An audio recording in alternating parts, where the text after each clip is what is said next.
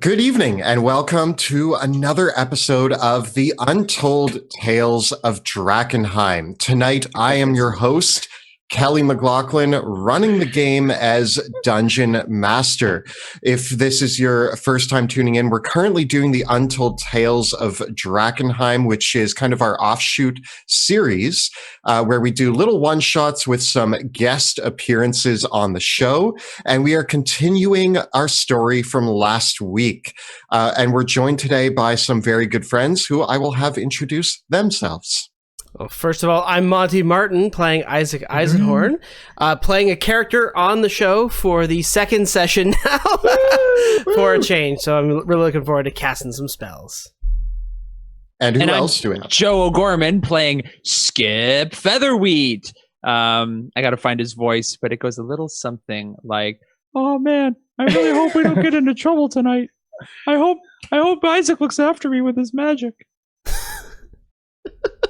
And I am Mitchell Roberts, guest playing as Flex Morgan, the orc fighter. And I'm here to cause mayhem and strike people down in a fury of fury. Well said, just like Flex would say. Yeah. And Mitch, why don't you pitch Shameless plug? Yeah, shameless plug. Those shameless plugs worked great last time. Thank you for everybody who followed us on the YouTube and Twitch. Joe, myself, and Kyle, who you might recognize from the chat, all do a stream every Monday and Thursday on the Quarter Life Gaming Twitch channel. We also have a YouTube channel where we'll post all those VODs, and we post original sketches, game reviews, and different video game related videos. So check it out, Quarter Life Gaming. Yeah, check it out, guys. Thank you. Amazing. And if you're wondering what we're all about, this is the Dungeon Dudes Twitch channel, or on YouTube, or however you are catching us. Kelly and I post videos every Thursday and sometimes every Tuesday, every other Tuesday, on our YouTube channel where we cover everything Dungeons & Dragons, including advice for players and guides for Dungeon Masters. So you can check out the latest at youtube.com/dungeondudes. And you can also join us on Tuesday nights when we record the campaign live on Twitch. You can check us out from 6 p.m. to 9 p.m. Eastern time at twitch.tv/dungeon_dudes. And you can watch all of the episodes on YouTube as well. And we're also pleased to announce, if you are unaware, that Dungeons of DRAKKENHEIM is not only going to be available as a book soon. Wait, what am I trying to say? We're launching a book. We're making a book. We're making a book. We're making a book. Yeah. They're making a book. The stuff that you're seeing tonight and in all of our Untold Tales, as well as all of the content that you saw in season 1, we're hoping to put into a DRAKKENHEIM book for 5th edition. The Kickstarter is going to be coming later this year. We've partnered with Ghostfire Games, and Monty and I are hard at work bringing DRAKKENHEIM to life in book form. It's going to be very exciting. You can join the mailing list by going to DRAKKENHEIM.com and checking that out. And we'll be sending out our first blasts of emails soon with some information and news for all of you. So with all of that in mind, let us return to the Untold Tales of DRAKKENHEIM. Yay! When last we left our heroes, they had ventured into the ruins of DRAKKENHEIM following a clue that somebody by the name of the Pale Man, operating in the city of DRAKKENHEIM, had created a cure for delirium contamination. This is of utmost importance to our 3 heroes because Skip Featherwheat, his family back home, has fallen very ill. He has 11 children and a wife who are not doing too well because of delirium contamination. His eldest son growing an eyeball on his butt. So that is never a good sign. And so he has recruited his friends Isaac Eisenhorn from the Amethyst Academy and Flex Morgan, the hired muscle, to venture into the ruins in hopes of uncovering this cure. What they uncovered so far in the Kleinberg Estates, the richest neighborhood in DRAKKENHEIM, which lands just northeast outside the walls, sitting in the shadow of Castle Draken. It's a beautiful, several beautiful estates surrounded by wooded areas, and they have stumbled upon one estate that is still in relatively good condition. And they have found in that location several creatures milling about, doing operations that are mysterious and unusual. They seem to be grinding delirium and talking about their master, the elusive Pale Man, who is hiding somewhere in the shadows, dictating the orders that are causing this whole organization to work. They have talked the manager, so to speak, Raven, into a tour of the facility and a conversation with the Pale Man. Skip Featherwheat is currently invisible, and so they do not know that he is there. But the other two are being led towards the stables. And it's here that we land on our heroes being led by this creature who has called herself Raven. And she's this sort of hunched over being with her hood pulled up, but you can make out patches of dark hair and a pale blue flesh, and she has these white void-like eyes, and she's grinning even though her eyes make her appear extremely sad. And from outside of her cloak, sticking out from the sleeves, instead of hands, you can see these two sort of just hook-like spikes where her hands should be. And she's holding them up as she kind of walks along. A little minion who has been named Tooth, as he has revealed, walking next to her. And the two of them are leading you towards the stables, which has been reworked into a makeshift workshop. And so, as you enter the workshop, you can see that the stables have been stripped of any sort of remnants of what their original purpose was. You can make out that they used to be for housing horses, but most of the equipment for farming and horsekeeping is gone, and it's been replaced by several workbenches and workstations. And as you walk into the area, you see these little creatures of various shapes and sizes. Some of them are short and round, other ones are a little taller and lankier. And you can see they are kind of rummaging through delirium chunks, sifting through them, getting powder ready. You can see one of the most peculiar things in the room is this large kind of misshapen creature. One of his arms is much longer than the other. He has these growths all over his body, and he has a delirium hammer that he is using to crush shards of delirium into dust. Other creatures are coming over and taking the delirium dust and moving it to another table where they're sifting through it. They're doing some chemical tests on it, and then you can see that they are taking the fine dust and putting it into vials and putting that into a crate. There's a whole operation happening here, and as you walk in, Raven, the blue-skinned creature, turns to you and goes, "So as you can see, we're doing some excellent work here to create this delirium powder, as are the master's instructions. This is our workshop. This is the only location that we give tours of for those looking to buy delirium powder, if that is what you're interested in." But yeah, and that's what she kind of says as you walk into the stables.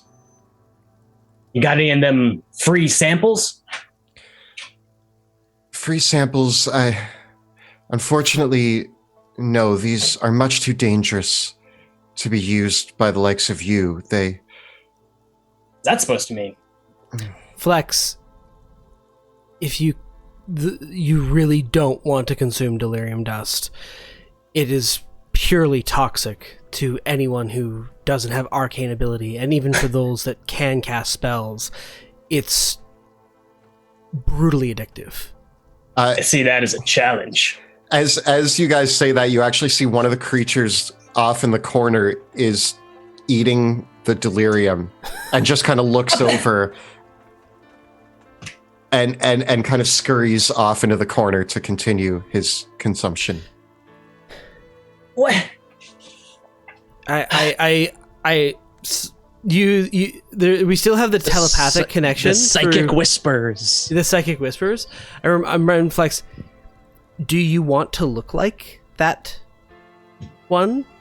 Do you want to know? Like, he got that way because he did that. The creature looks up at you and opens its mouth to say something, but instead, like 3 tentacles spill out of its mouth and it shoves them back in and closes its mouth and goes back to what it was doing before.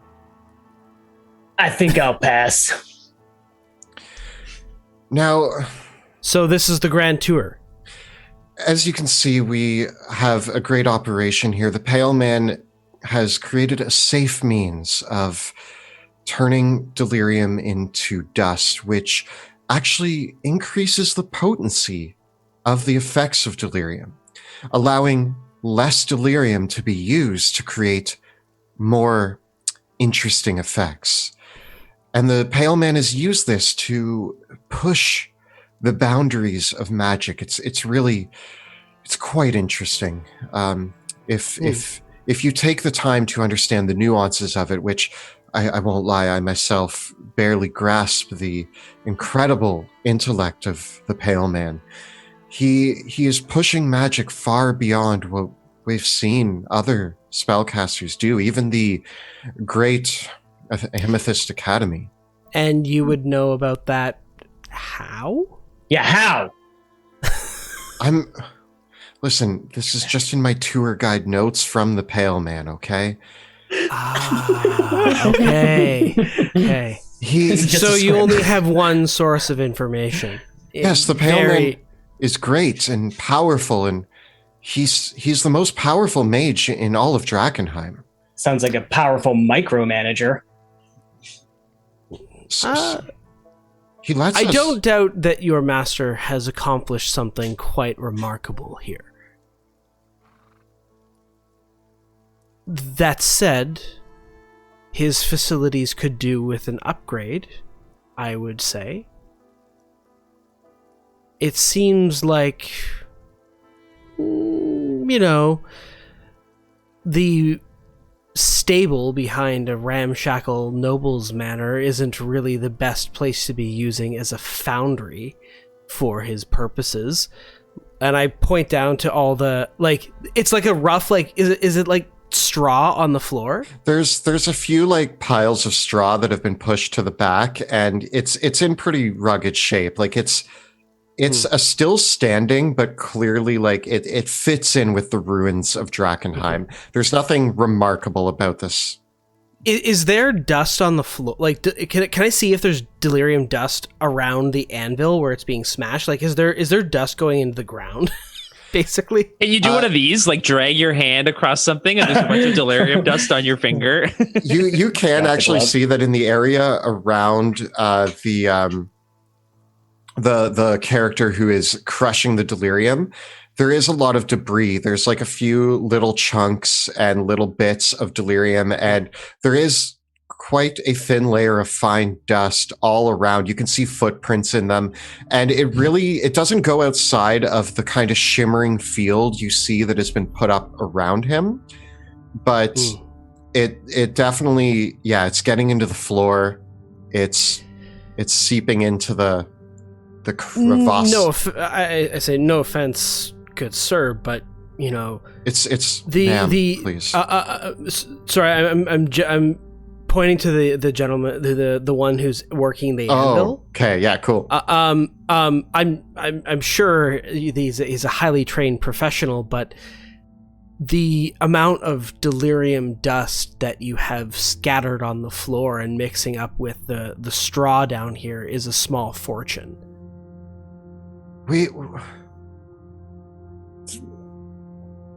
Mr. Academy Mage, again come into my house, demanded to speak to the owner. Now you're insulting our operation. I offered you a tour. Do you want to talk to the Pale Man or not? Yeah, I think that, listen, what your Pale Man has accomplished is remarkable, but he could accomplish so much more, and the Academy might be willing to overlook a couple of the things that are going on here in exchange maybe for some upgrades. Yes, the Pale Man has told us much about the Amethyst Academy. We're actually working on plans to move locations soon. We're working on some very detailed plans over in our research lab, which for the moment is an old tower, but they're putting together some great ideas on a new location that we'll be moving to soon enough, with or without the Academy's help. Well, this concludes the tour, or am I not going to get to meet the Pale Man? No, we've had Amethyst Academy members pop by once or twice asking for the tour, and there's more to it than that. They all come asking the same thing, so come along.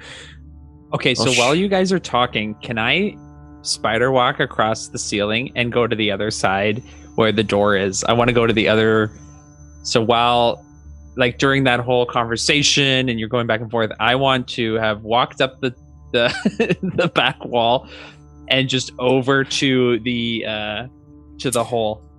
All right. So you do that, and actually Raven turns to Tooth and says, Tooth, could you go see about the door, please? And Tooth nods and wanders over. She also calls outside and she goes, Mucus, you're on front gate. And the one that was watering the shrubs goes, all right, and heads on over to watch the front gate.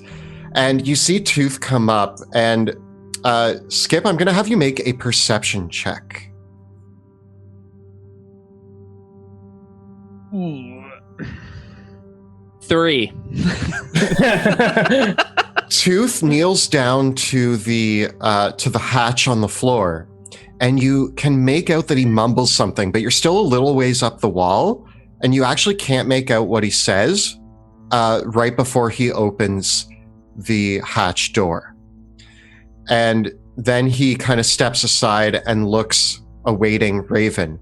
And Raven, she looks at the two of you that she can see, and she's like, all right, come along this way.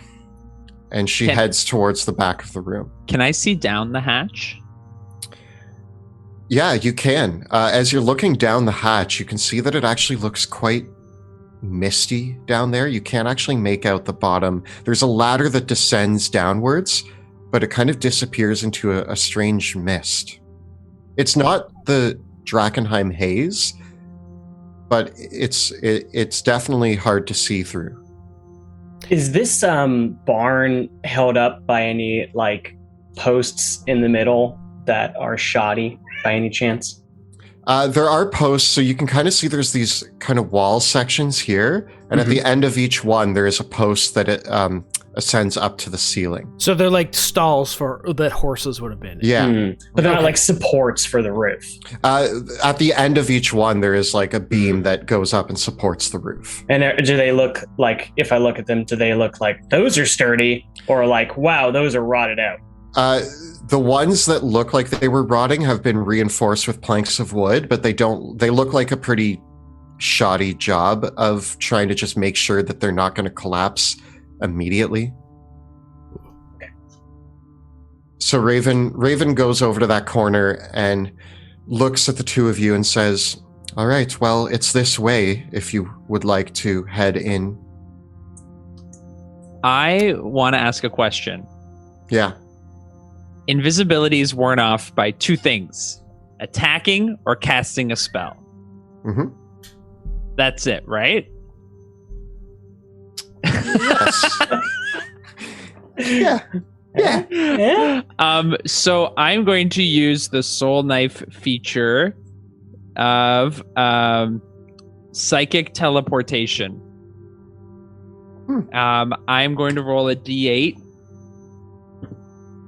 and I can throw a knife that I conjure 80 feet, and it will, wherever it lands, I will teleport to. And I'm gonna throw it down down the hole. All right. So let's finish. Let's do with that. Let's play that out, I guess, and then we'll jump back. Someone's climbing up. Ah, what the hell? All right. Now it does say an unoccupied space you can see. Can I see? So you can't really see the bottom of the. Can I throw it on the ladder? And then I want to attempt to grab the ladder. So essentially, this blade, appears and vanishes. Like it doesn't leave a mark. It's not going to like stab into the ladder. So I want to attempt to throw it at the ladder, and land on the ladder and start to make my way down. Make an attack roll with your knife. I know that it's not an attack that would. This is an ability. Oh man, yeah, I got a 22. Okay. You know what? This is tough because it's an ability, but does it say to make an attack? It just says throw a knife. I roll my dice and I decide how far I go. I just need to be able to see the space. Okay, so you hit the ladder. Make a stealth check because you're teleporting onto a ladder. And that's not gonna, you might make some noise. You might drop or fall or who knows. I got a 31. Oh my god. You gracefully, there's just as Tooth opens it up, there's just like a whoosh, and he barely notices, and then you just kind of are on the ladder, and yeah, that'll work for me. And I want to psychic whispers to Flex and Isaac. I heard Tooth mumble something when he opened the door. There might be some kind of alarm or hatch. I don't know what he said, but he said something, and it could be magical. I thought you should know, Isaac, I'm actually on the ladder down below, and I'm heading down. So as you head down, it's quite misty here. I've loaded up the map with Skip Featherwheat there. It should be on the right map. And essentially, I'm trying to stay about 10 feet right now ahead of these guys until I can find a place to kind of switch places again. So I'm going to be actively staying ahead of them until I can swap back and follow again. Okay. All right. The area is actually quite heavily obscured. You can't really make out too far in front of you, and there's a thick mist down here, but you find yourself in a very damp and dingy looking cavern. There are some lit torches that you can make out, kind of one glowing right next to you, and there is another one a little bit further down, but it's kind of hidden behind the screen of mist that fills the area. And as you come down, you can hear there's like dripping and kind of oozing noises, and it sounds like there's something moving further in, but you can't quite make out what. I'm going to wait at the bottom of the ladder, and actually I'm going to swing around to the other side of the ladder. So I'm just going to scurry on the other side and kind of press up against the wall. I'm very small, I'm tucked in, and I'm going to wait for the crew to follow. I mean, I think we're going to go down, eh, Flex? After you. For sure, let's do it. Hup-hiya! Hup-hutsa! Can I go down now? Yeah. Hup-ha! And I just gingerly. Hutsa! Hup-ha-pa! Hutsa! All right, so I'll grab all of you guys. Let's get you into. I'll using the psychic whispers, I'll just communicate back to Flex and Skip. If things turn violent, I can teleport us out of here. Good to know. Thank you, Isaac. I can't help but mouth the You words. have to be. I can only bring one of you, so and you have to be beside me. But if it's getting bad, hopefully Skip, you can stay invisible and get out on your own. I'll be honest, Isaac. If I don't leave with that cure, I'm not leaving. You can take Flex if you want, but there's no way I'm leaving this cave without that cure. I have to save my family. I'm not leaving you, Skip. I'd rather die. As you, I mean, you can both stay. No songs are written about people who just leave. I have to have a song written about me. Someone has to live to know what happened to write the song about you. You make a good point. It's at this. Tell my story. It's at this moment that you can barely make out Raven's head poke down the ladder, and she smiles with her hollow eyes. And she looks down at you specifically, Isaac, and says, "My friend, this is how we negotiate from a position of strength, you misguided mage." And the door slams shut and vanishes. Oh, snap. Ooh, not good. And you find yourself in this misty cavern. And again, you hear something. I looked at, I pull out my pocket watch and I go, Trap's about 30 minutes late this time. You can make out something squishing towards you. You hear this kind of and it seems to be getting closer. I can't see anything with my dark vision. The mist is in the way. Even there, it's actually lit. There are torches along the pathway here. There's a thick mist making it hard to see very far in front of you. How far can we see in front of ourselves? Boom. That's a great question. Heavily obscured. What is heavily obscured? I'm going to say like you can see like 20 feet in front of you. Okay. 20 to 30. Is that heavily obscured is like stumbling around in the dark almost. Okay. So I'll say that you can make, you know what? Let's go with 10 feet. You can make out about 10 feet in front of you. But everything beyond that, you can make out like the light of a torch in the distance, but it's very, very hard to make out. How tall is the cavern that we're in? It looks like the ceiling might be just about 7 or 8 feet above. Like, yeah, the corridor is about 7 or 8 feet tall, and the whole area is only about 5 or 6 feet wide. And the squishing is getting louder, and you actually can hear, it sounds like somebody is laughing. You can hear a little... Oh, God, that's terrifying. That's creepy.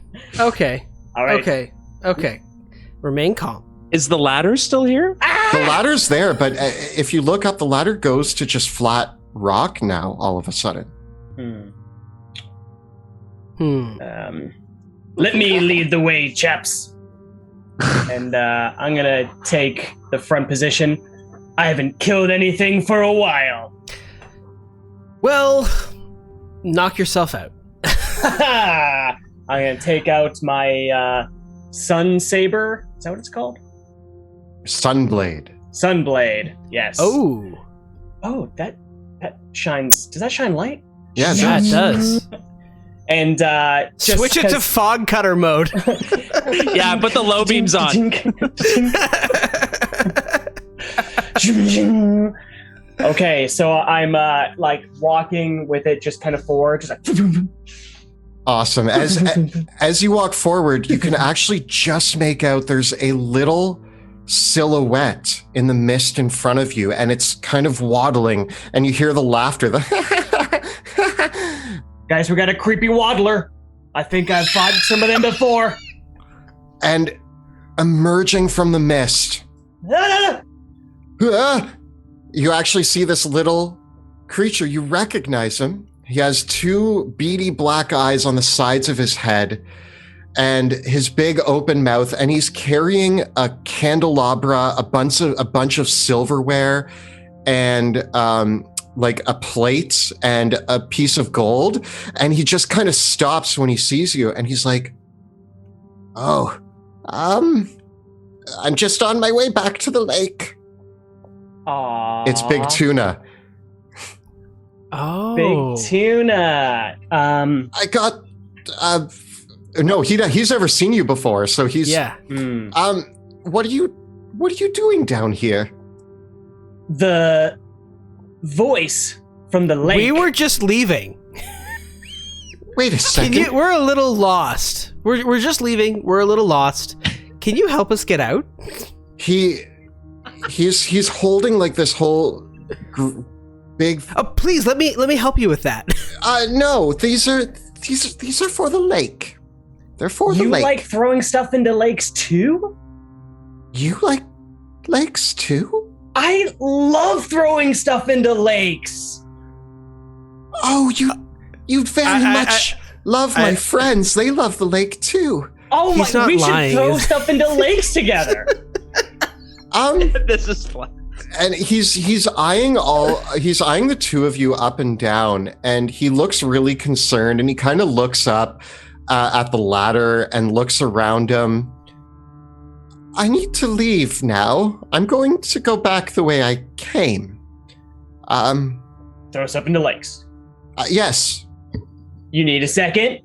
Yes. Yeah, let's go throw stuff in some lakes. All right. And he actually turns and hightails it back into the mist. Can we chase him? I want to tell him to stop. You said we could throw stuff into lakes together. And do I want to cast a spell on him? I think the answer is, how high is the ceiling here? About 7 feet.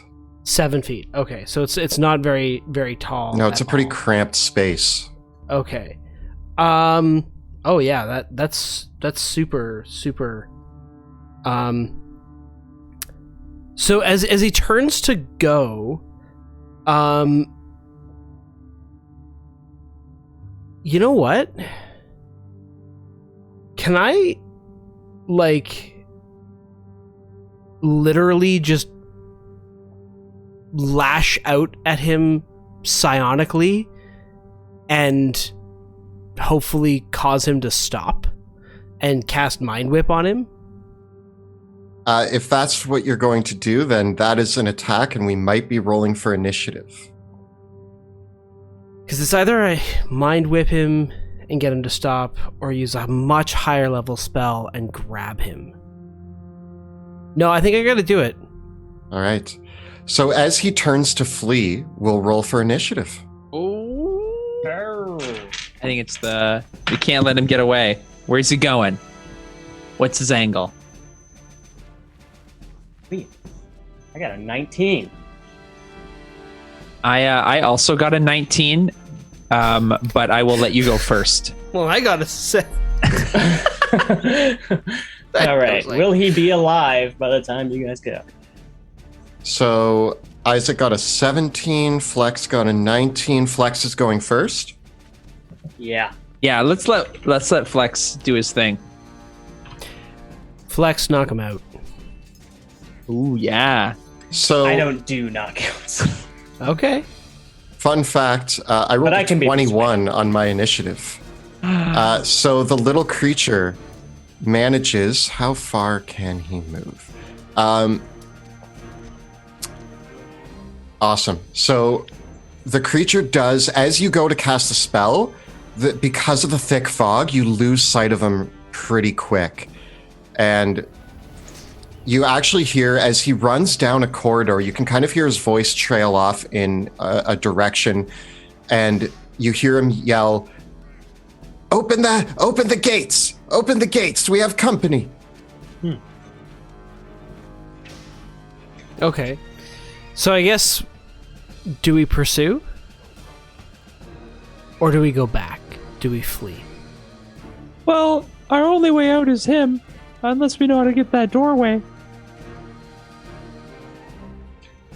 You said that they said something to the door? Yeah. I heard him say something. He mumbled something, but I wasn't close enough to hear what he said. It must be some kind of password. Is that what you think? That's my best guess. I've used passwords before. Well, then we need to find out what it is. Because if we find out what it is, we can get out of here. Agreed. Like because now I don't know if they've got some sort of password on the doors. This area could be warded against teleportation magic, which could prevent us from getting out as well. So, but you teleported in.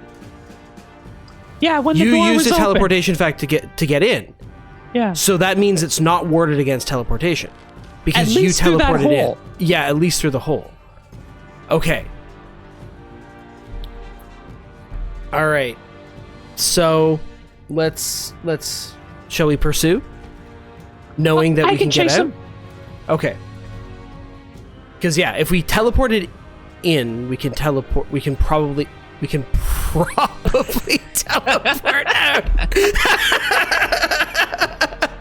I told you, Isaac, I'm not leaving without that cure. I'm gonna save my Okay. family.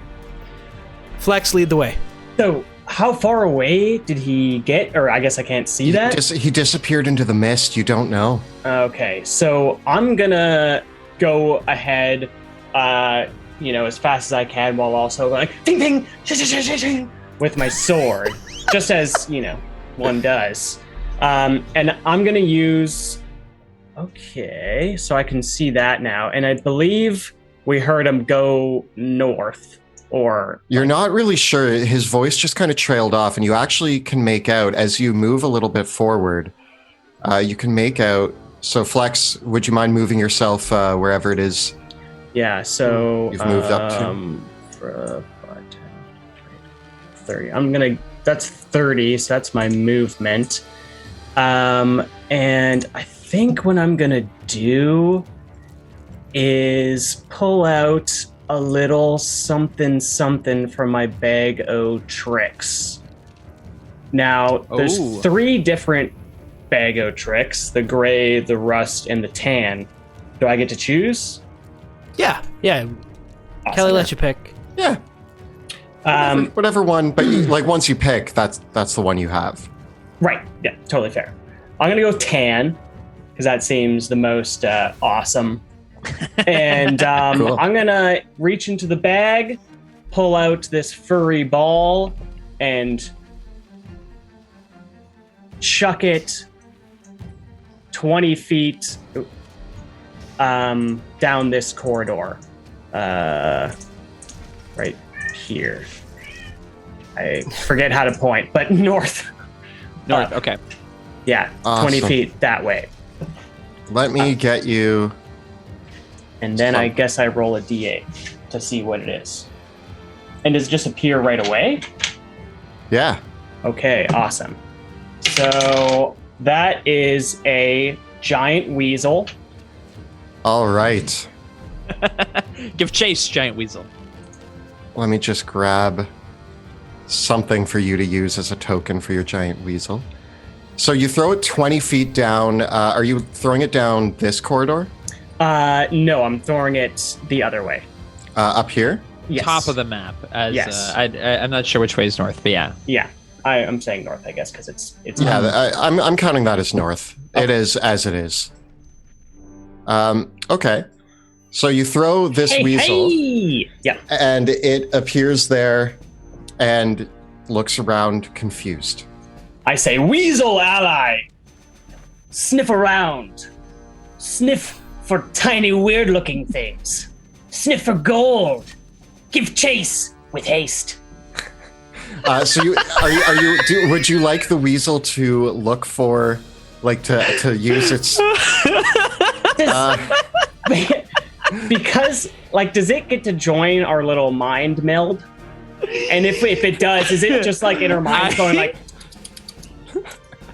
You know what? Sure, you hear weasel noises in your head.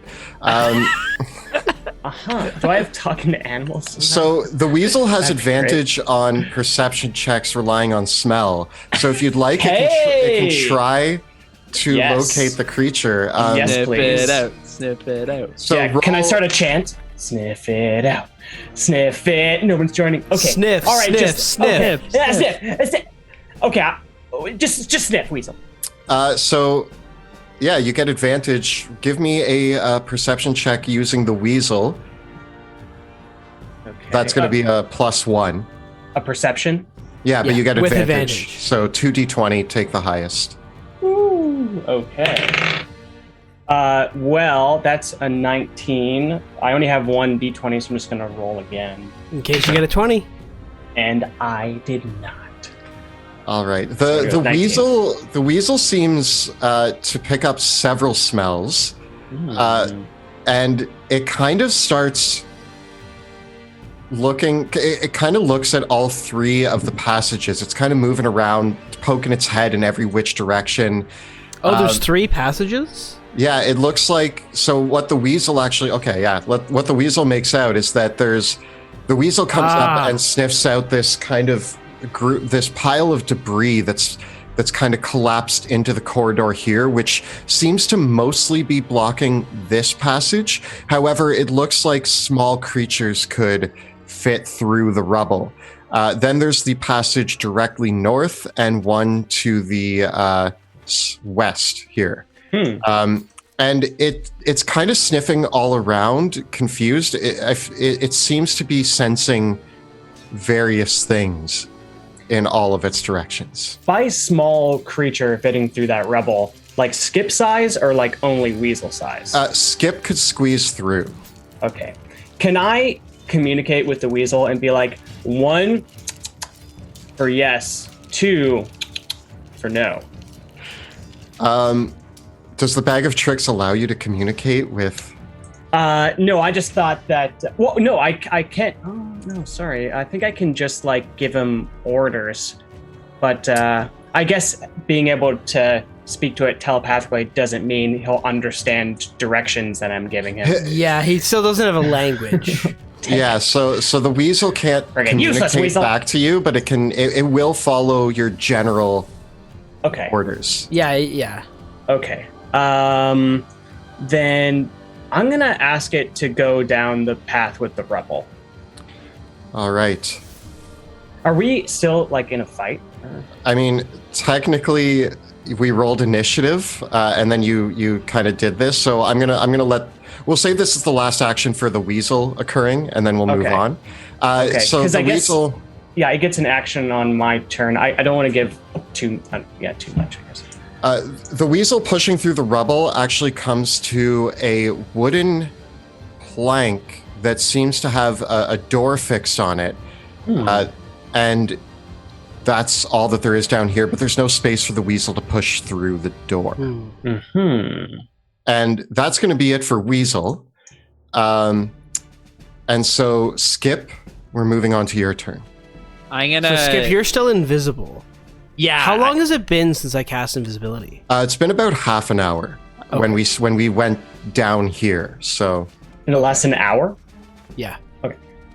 I want a bonus action dash and try to and I've accidentally moved my token into the darkness. There we go. So I want to go past Flex. I want to get up to Flex and start moving towards this south western tunnel.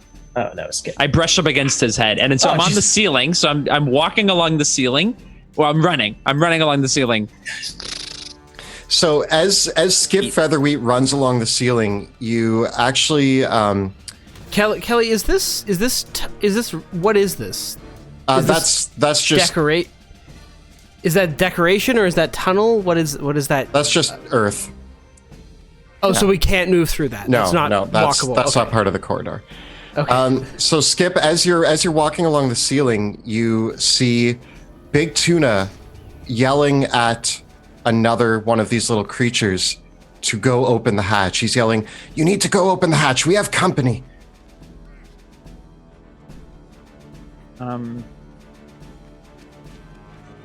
Flux, Isaac, I found him. He's down here.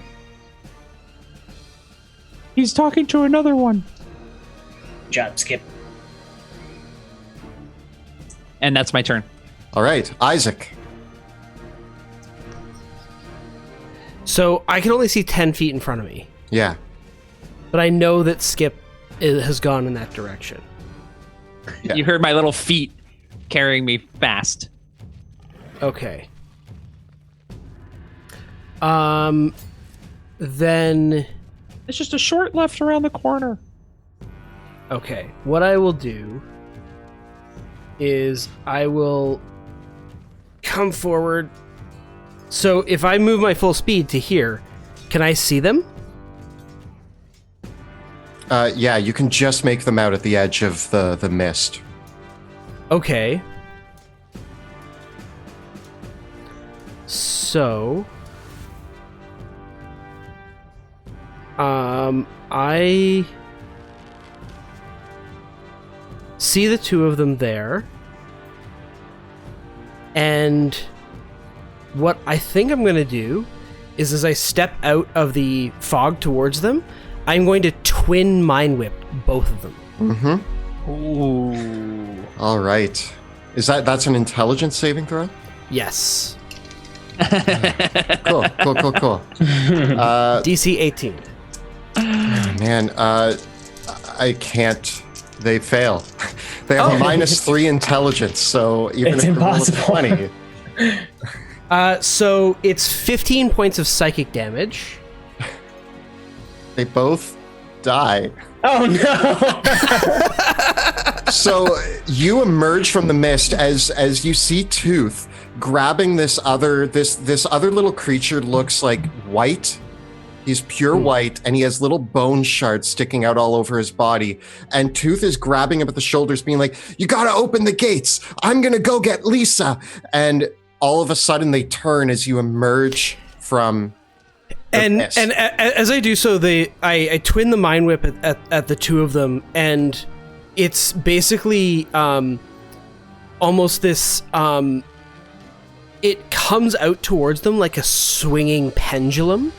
So you can just imagine almost like a psychic pendulum tick tock right through their minds, and it just kind of like splits their like the psychic resonance of it kind of splits their identity out of time, and they collapse to the ground. That was cool. With that, I guess that's the end of initiative order. They didn't quite get where they wanted to go. Can I just run up behind and then into the action? Be like, all right, got some fighting.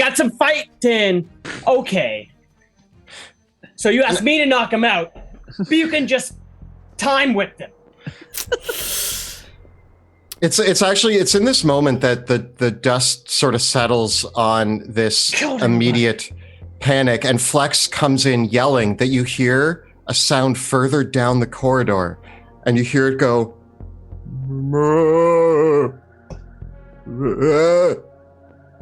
From what direction? It's hard to tell. It's Okay. really Listen, hard Flex, to tell. you spoke so highly of killing. I just had to try it for myself. It's fun. Am I right? You know, I have there's my hand in the air for a experiences high in five. life. It's an experience. We'll put it that way. As we hear the sound, is there any? I want to look down at their bodies and see if they have anything on their persons.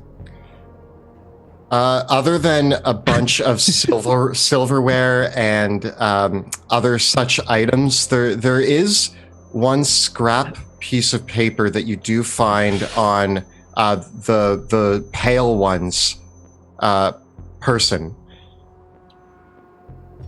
And as you pull out the scrap piece of paper, it has a few strange things written on it. So written on the piece of paper, am I frozen there? Yeah, your video's frozen, but Oh. we're still getting your audio. Okay. Well- Just turn your camera on and off. This is crazy. When I used to work for the Raviolis, we would always have to interrogate people constantly to get information. You guys keep killing, and they're dropping notes and stuff. How does this even work? You know how many times I had to practice restraint as I got information from people of interest? This is crazy. I mean, there's a time for getting information, and there's a time for action. That was the time for action. The note simply reads, "Don't forget your candle, 13245. As above, so below." 13245, as above, so below. Okay. Forget your candle. Don't forget your candle, 13245. As above, so below. I'm just gonna quickly ask my weasel to come join us again. When they Weasel! when they opened the hatch for the first time, did he have a candle on him? No. And when Tooth was coming back this way, did he have a candle? No, none of the creatures that you've seen so far were carrying any candles. What were the numbers? 1, 3, 2, 4, 5. Okay. As above, so below. Okay, interesting. Still with invisibility, I want to start to just continue walking forward and going down this hallway, because that seems to be the way he's going. I'm gonna keep going down this hallway. I'll stay quiet. So you can make out that it kind of goes off in two different directions. Come on, man. Crimides. Which way did you want to go? Oh, guys, there's another fork in the road. I'm gonna take a hard right, and I'm gonna head to the right. Roll me a d20. I got a. Is this a? I got a 1. So as you turn to make a hard right, you actually start going in the wrong direction. Oh. Do I notice? You don't. I continue walking. Do we notice? You guys lose sight of them around the corner. Oh, Yeah, you crap. can't. Yeah, you might not be able to see me either. Due to the True. whole. True. Invisibility thing? Yeah. Yeah, we couldn't see him in the first place. So I gotta keep walking, so I have no idea. Yeah. Guys, I'm heading right. All right. And yeah, you have no idea. You just you turn right and just start walking down the corridor. What are Flex and Isaac doing? We follow him. I'm gonna have both of you roll me a d20. Okay. I get a 6. We got a 9. You all go. Cool. All right. Right we go. We're going right. Yes. What about my weasel? We're going the right way. Roll a d20 for the weasel. Oh, please, Yeah. please. 17. The weasel goes right. Split the party. Sniff it out. Sniff it out. Split the party. No, you can't see through your weasel's eyes, can you? Like, no, this is just a No, creature that's. I can just like control him on a bonus action, basically tell him like to fight alongside us. All right. So a few minutes later, you actually, the weasel disappears behind you, and a few minutes later, you hear a, and suddenly you hear what sounds like a screaming weasel. No! And then it goes silent.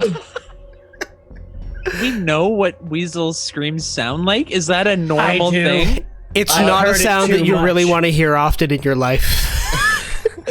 You know, Yeah, I could spend all the time in the world and I would never want to hear the sound of a screaming weasel more than once.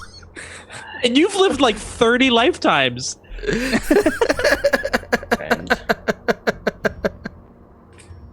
So, what will the three of you do? So we hear that behind us. Yeah. A damn weasel went the wrong way. Do we know? I know, I guess, now what a weasel dying sounds like. Or You all are hyper aware of what a weasel dying sounds like. But I feel like we could sample it for like a song. Something like that. Flex Morgan tries to mix a song as Skip Feather. continues down the corridor. Yeah. Now I'm hearing them right behind me. The latest Flex Morgan single, "Something Killed My Weasel." Quotate, like, not a euphemism. Skip, you come to another fork. Parentheses. I'm taking take the another fork. right. You're going to take another right? Yeah. Roll me a d20. 19. You go right. Okay. As you move in this direction, you actually notice there's sort of a octarine glow coming from this direction. If we follow behind, I took another right.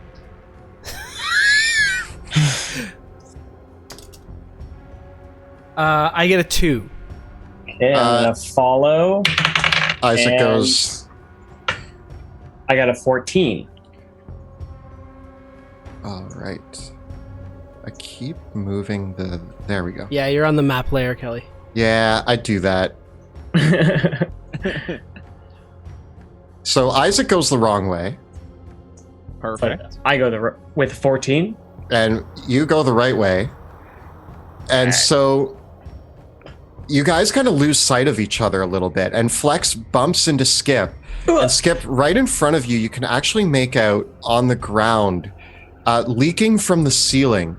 It looks like you're near the underground lake. And leaking from the ceiling, it looks like there is this octarine water that's kind of just dripping down and forming a pool at your feet. Other than that, it's a dead end. Okay, but I'm on the ceiling, so it's like coming past me. Like it's coming Yeah, from it's my like feet. It's going you past actually, my the face. drips are just missing you, but you get, it's kind of like, it's pooling on the ground and it's giving off these sort of fumes, like it smells like ozone in the area, and the water looks stale and stagnant and is glowing softly and forming a pool here on the ground. But other than that, it's just kind of a dead end. It looks like this is a natural part of what they dug out, and yeah, that's what you find here. Isaac, what are you Isaac, doing? can you see this? This is creepy. It looks like the lake is leaking. No, I can't. I'm not seeing what you're seeing. Can you hear me? Hello? Did you make a right? Did you make it right? I said right. I said I went right. Did you not just go right? Do you see the thing in the place? I'm standing. Oh, I'm standing in front. I can see it. I'm gonna Did you go right or did you go right? right. No, you went Right. left. Right. You must have. I'm gonna turn around. You're gonna turn around? Yeah. Okay.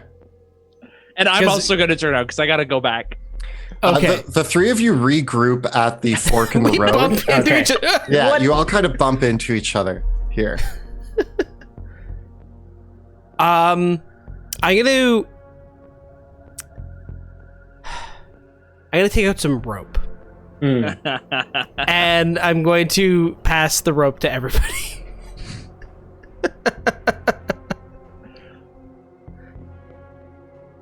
Where's your All right. weasel? I tie it. Where's your weasel? I don't want to go? talk about it, okay? Is that what I heard? I could have sworn. I was like, "There's no way a It weasel was sounds screaming something like down here." this. Yep, that's it. As the That three of was you kind of the weasel regroup, mix. another one of these little creatures kind of walks down the corridor towards you, and again stops, and just kind of looks at the three of you and is like, "I thought I heard some people down here. Have you come? Have you come for Lisa? Are you Lisa's snack today?" Come along. I'll bring you to her. We'll get her nice and fed. It's okay. Come along. And he starts to try to like walk past you guys. Go for a meal with Lisa. Sounds pretty good. I'm hungry.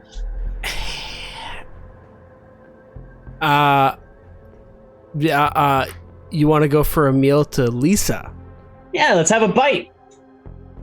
All right. You guys hungry? Flex. Yeah. The three of you were sent down here to be food, yes? To eat food, yes. We're saying the same thing, right? No, we weren't sent down here to Yes. be food. Oh, Eat food. my mistake. Sorry, this is usually where they send the people who are going to be eaten. Oh, really? Yes. Is the pale man down here? No. Oh, really? Yeah, he's up in the house. Can I? I mean, he comes down here sometimes, but mostly to just rest, you know? And to feed Lisa. Can Usually, if there's an Amethyst Academy member who wanders into our little establishment, he either interrogates them or sends them to be fed to Lisa. It's one of the two options. So I just kind of made an assumption. Anyway, if you're not here for that, then I'll carry on about my business. Wait, can I take out like a scrap of paper and just look at it and then be like, okay, so we were going this way, but... And then kind of just like walk towards him, like holding out the scrap of paper and just be like, if you could just show us the right way real quick and then just get really close to him and then grab him. You want to grab the little creature? I want to grab him good. All right. We're going to make a grapple check. We're going to make opposed strength checks as you try to grapple him. As he's like looking at your piece of paper, he's like, you're going to want to take a right. Make sure it's a right. Sometimes people try to go right and they go left, but you're going to want to take, and then you reach out. He rolls a 1 and he has a -2. So he rolled a -1 on his strength check. Did you get better than that? I haven't rolled yet, but I imagine I will. This is a strength. I think I have +9 in my strength. So. All right. Okay. So you scoop him up. All right. Ah! Listen, I already lost a weasel today. I'm not being fed to some friggin' Lisa, all right? Now, how do you get out of this place? I was trying to tell you, if you want to take a right, you go back the way you came, take a right, take another right, take a left, my arm? Go up the stairs, and you're there. All right, I'm gonna carry him underneath my arm. No, please. I've work to do. We all got work to do, bud. We got to get out of this place first. And then, do I have any? I'm just gonna give him a nice little pat on the back, Nick. Now, be Is a good there a little way monster and into help us out. into the house from down here? Are you asking him? Yeah. Of course. How do you think we get into the house? Okay. So what do you do here exactly? Oh, my job is to tend to the unfortunates and feed Lisa. I see. Mm-hmm. And just as a completely pragmatic question, what is your name? Oh, my name is Stink Eye. Stink Eye, my name's Isaac, and this is Flex. You can see that one of his eyes is way bigger than the other, and he always looks like he's kind of doing one. Stink Eye, what do you like? I very much like rocks. Rocks are my favorite. It's why I took the assignment down here, where there's lots of rocks, and I take the unfortunates and make sure that they're put in the pen. And then I also occasionally feed one of the unfortunates to Lisa. I'm just gonna take a strange tack here. Stink Eye? Mm-hmm. People call you Stink Eye, but that's not your name, is it? No. I go by Stink Eye now. Was this thing human? Are you trying to discern that? Yeah. It has the makeup of something that used to be human, but it seems it's almost like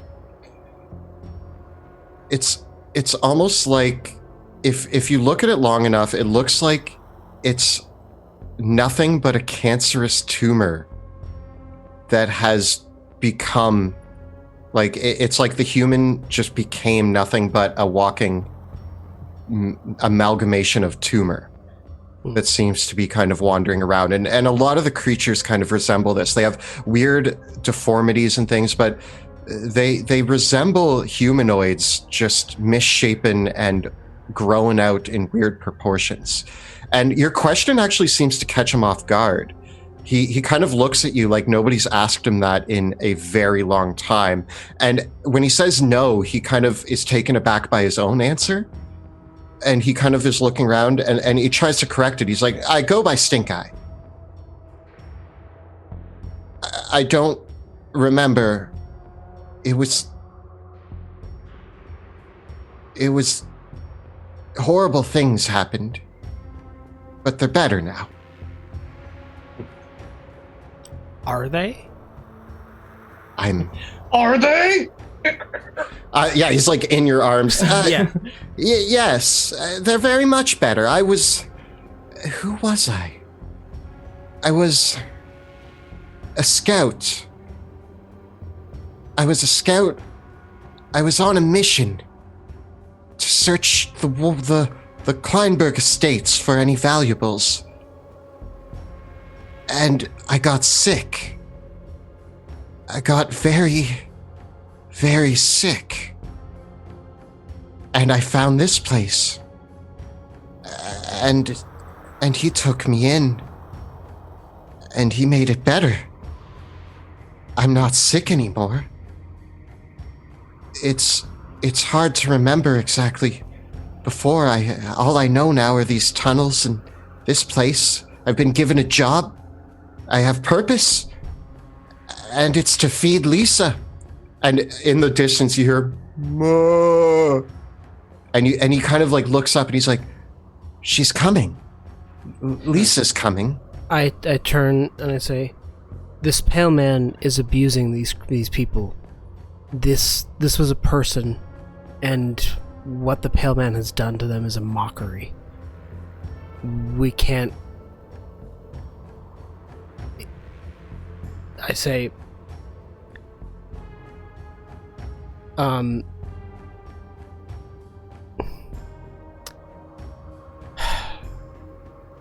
Featherwheat, Skip.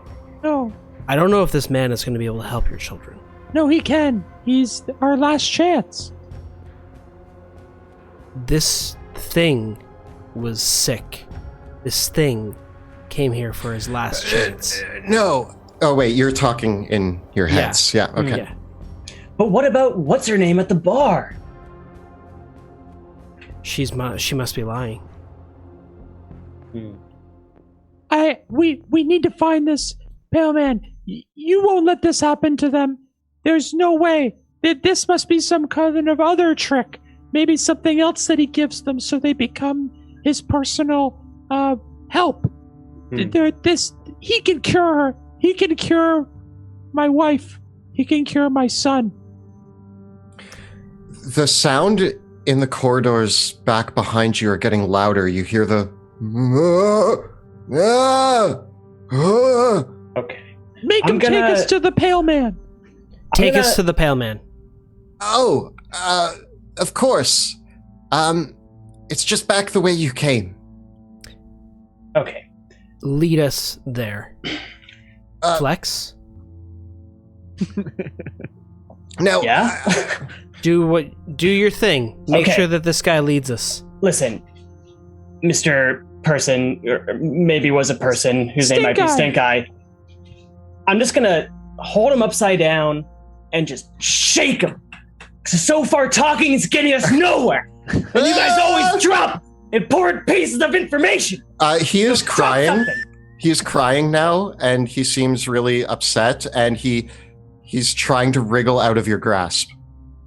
Do I have to roll for holding him still? No, you got a good grip on him. What do you want to do?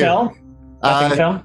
I mean, he has a few sparkly rocks in his pockets, and he has some geodes and stuff like that. He was just collecting rocks. That's all that's in his pockets.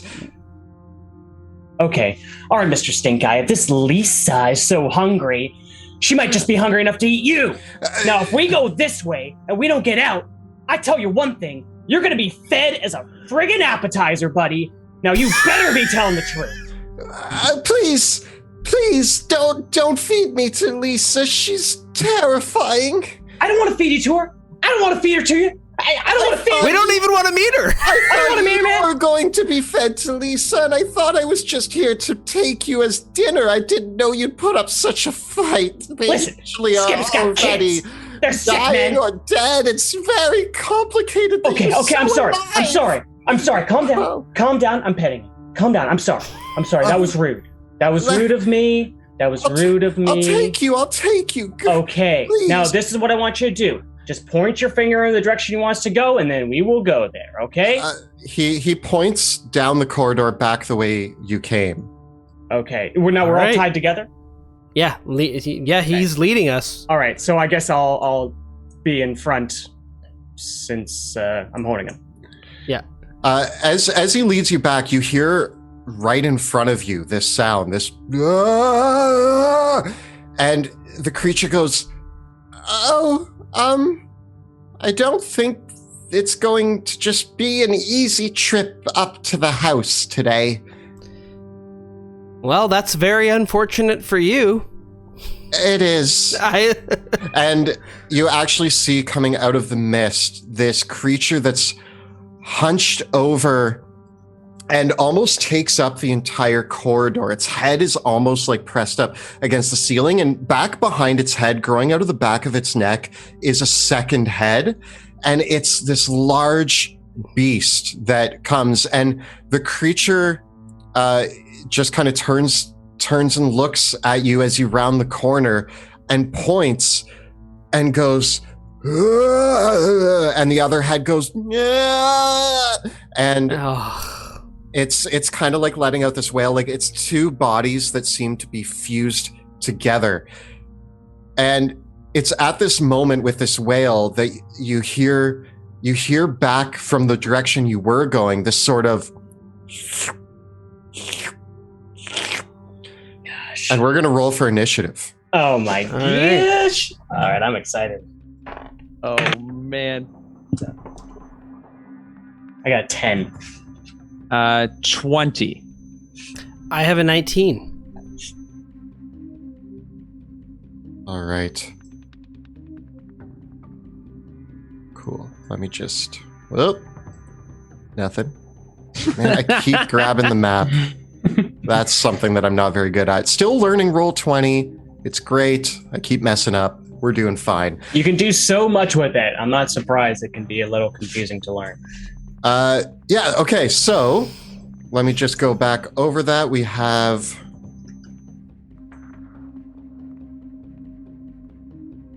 and Lisa.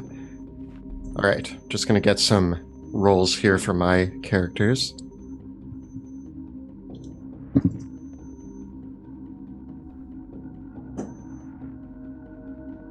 It looks like you're... There we go.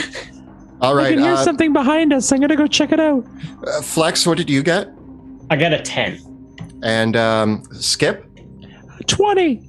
Wow. And Isaac? I had a 19. 19. All right.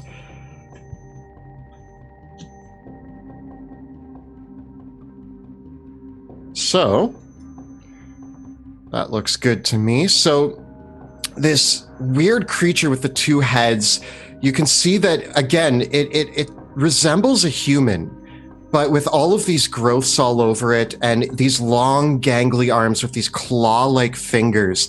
And it's kind of just lurching forward, following the sound of all of the talking and commotion that's been happening. You surmise that this is Lisa. And Ew. She comes around the corner and sees Flex holding the little wretch. And Skip, you go first. Hearing this sound approaching from behind, I'm going to... Can I untie the rope? Yeah? And I'm going to head back towards where the sound is coming from. All right. And can I make the distinction of left or right where I think it's coming from? Roll me a d20. An 11. You are able to discern that it's coming from the left, and you are able to discern which direction is left. And now I want to go that way. Awesome. Nice. As you round the corner,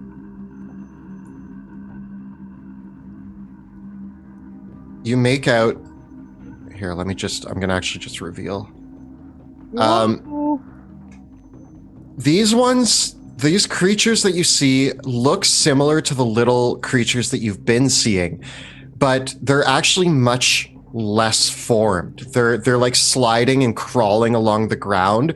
Some of them are just piles of flesh with like one arm that's dragging themselves. One of them has like one eyeball and a mouth. They're almost just these mounds of of tissue and limbs and extremities that are crawling down the corridor towards you.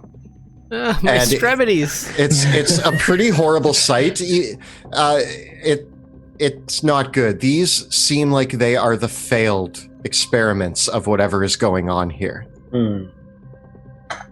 And they're like in a mixed state of like crawling on the ground, kind of. Some of them are like on the over. wall. One of them is actually like slithering along the ceiling, and it looks like a slug, but it's like larger. And they all have these like fang-like teeth as they move towards you. And as you round the corner, they all kind of see you, and you can hear this like not many of them can make noises. One of them sees you, and a little mouth on like the side of its mound just goes, "Ah! Ah!"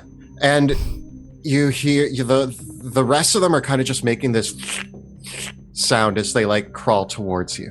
Now I'm still invisible, so I want to run around the corner when I see them. I'm on the ceiling too. I'm upside down. I'm gonna shoot, or I'm gonna throw one of my psionic blades at the one on the ceiling. Okay. I get a 22 to hit. Yeah. Holy moly. And do I get advantage because I was Invisible. They were unaware of you. Oh man. Then and then I sneak attack it for 25 damage. Yeah.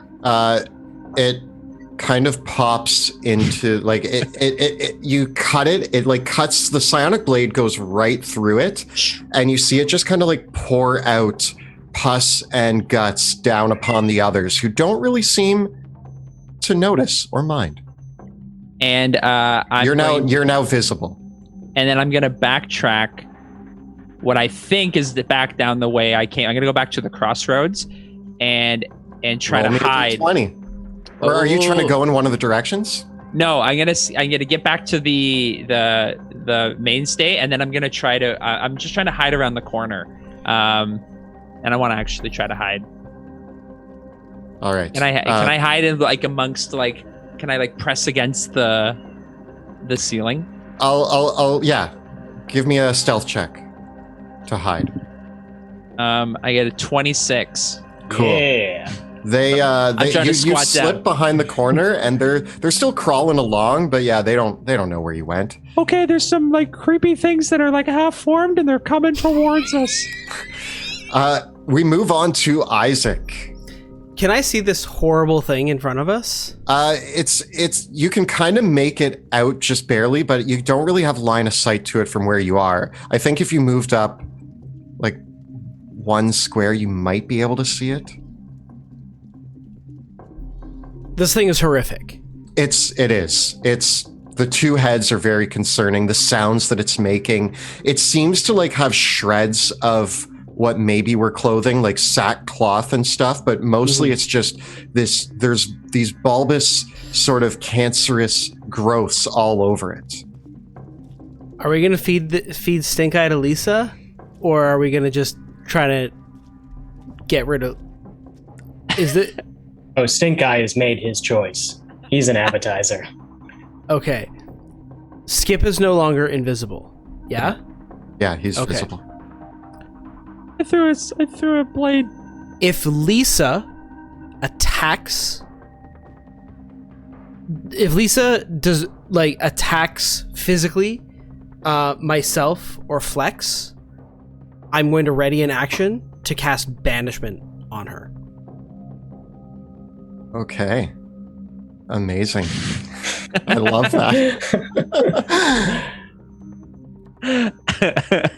You know, Banishment's a good spell. All right, so you ready in action to cast Banishment if Lisa attacks. And is that it for your turn then? Yeah. Yeah, I think I'm gonna adjust that, because if it doesn't happen, then I lose the spell. You know what? I'm gonna revise the condition. Okay. If Lisa comes forward and does not start eating Stink Eye, I'm going to banish her. All right. Yeah. So Isaac is ready, standing there, waiting for Lisa to round the corner. The unfortunates, the little amalgamations, they all start crawling forward. And I mean, Skip, you're hiding kind of in some rubble. Yeah, I'm trying to like duck down on the ceiling. I'm very You're small. on the ceiling? Yeah. Okay. I basically haven't left the ceiling since we came down here. I mean, this is on. What did you roll for your stealth? You rolled 20. At 26. So I'm visible, but I'm trying to hide. So I'm trying to hide from these guys. These wretches. Okay, hold on. Also, is it dark? It's dark in here, right? It's pretty dark. Yeah, you've left the torchlight. Then I want to try. Okay, yeah, I'm good. So these things all come crawling around the corner, and one of them is able to see Isaac, and it latches onto him with its mouth. It jumps and attempts to latch onto Isaac from his back. And we're going to see what happens there. Oh, Isaac, behind you. It gets a 22 against you, Isaac, which I assume hits. Ooh. Yes, that would hit. I cannot not mage armor that. So Isaac, you take 6 piercing damage. Okay. And I do have a readied spell, so I have to make a concentration check. Okay. But that's only actually, yeah, I get an 18. So. Okay. It seems to be latched onto you, and it's not letting go. Its teeth are like sunk into you, and it's just hanging out there. That's problematic. It is. Hang in there, Isaac. I've been there. They seem to slither right under Skip, who's hiding on the ceiling. Okay. It is now Lisa's turn. Oh. Lisa rounds the corner and runs right up. Just gonna move. And does attempt to grab Flex and chomp onto its head, Flex's head. As the thing is biting me, I release the banishment spell. All right. That's a... And you know what? We're going to play this one safe. I'm going to heighten it, so it's disadvantage on the saving throw. Oh my goodness. And it's a wisdom save? It is a charisma saving throw. No! DC 18 charisma saving throw with disadvantage. All right, come on, double 20s. Oh man, I rolled an 18, which is now 16. Bye, Lisa.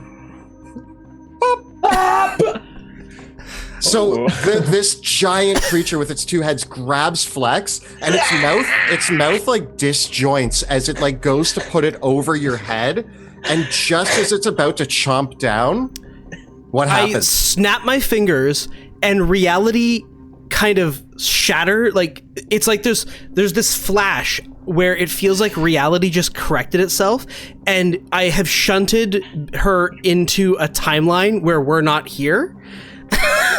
Nice. Somewhere in some reality, Lisa chomps down and is just alone in the corridor and goes... Yeah, just the way I imagine the banishment is just like for a moment, it's just that course correction of like, I don't want to. You're not in this timeline right now. You're in another timeline just go into another reality, please. Sorry, Lisa. Bye. And then I turn to Flex and be like, little help with this. A lesson to all the DMs out there: always account for banishment when you're in your combat encounters. So yeah, Lisa disappears. You have 1 minute, right, until she reappears? Correct. Awesome. We're getting out of here. Did not realize that part. It'll be 1 minute before reality corrects itself. Yeah, so that is Lisa. Flex, it's your turn. Okay, I'm going to reach into my bag of tricks and pull out another fuzzy ball. Because I believe I get to pull out 3 things before Flex. It's like Flex. sucking on you. Oh yeah, I forgot. I'm like reaching for it. I'm like, huh? Oh yeah. No, sorry. Sorry. And then I'm going to... I guess I get 2 attacks. Right? So first I will just like kind of roll my eyes. I'm just like, all right. And I chop down the dude that's sucking on, who's French and who's giving a little hickey to Isaac. Yeah, it's a bad hickey. There's like blood oozing out as it's like piercing through his robes. And like it's a redhead, like am I right? Okay. Everybody would know that. Okay. I'm going to chop down on it.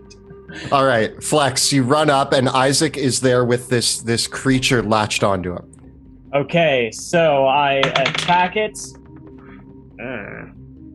Kill it, Flex. With my Sunblade. So the hit DC, how it says plus 11, I add 11 to my roll? Yeah. Okay, so then that's an 18. You hit.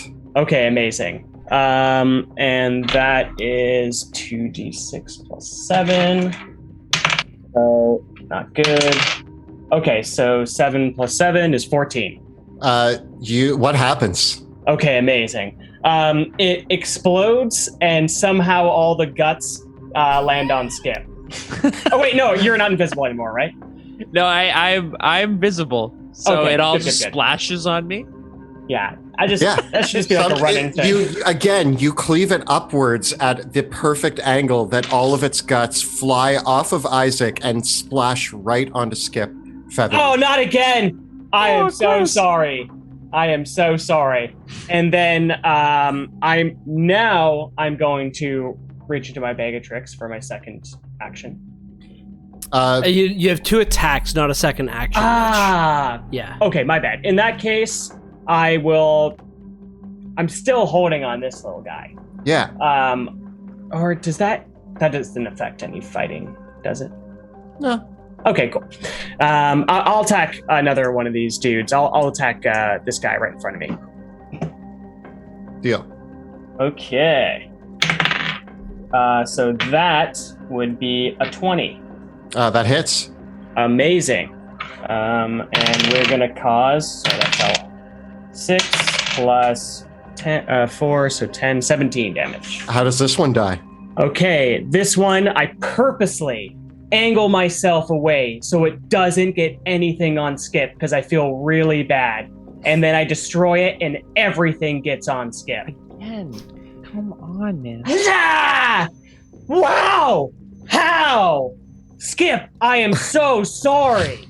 I'm not trying to do this. There's only 2 of them left, minus the one that you're carrying. The Can I get like a war cry at the end? Yeah. I fall from the ceiling and I stab one. Yeah, and Skip, so you drop from the ceiling and stab one. Isaac, what happens to the last one? I will use I will put it out of its misery by breaking its mind with Mind Sliver. Wonderful.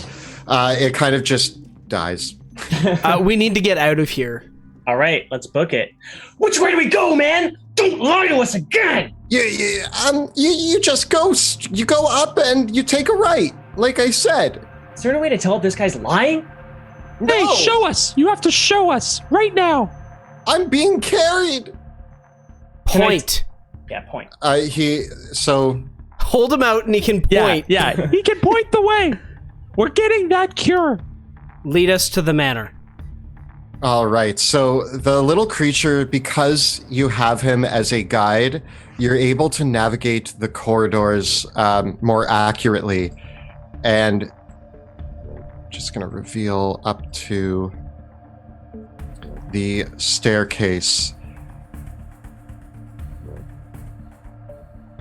And so you guys head up in this direction. This is where he leads you. And there's a staircase here that goes up to a blank, like just ceiling.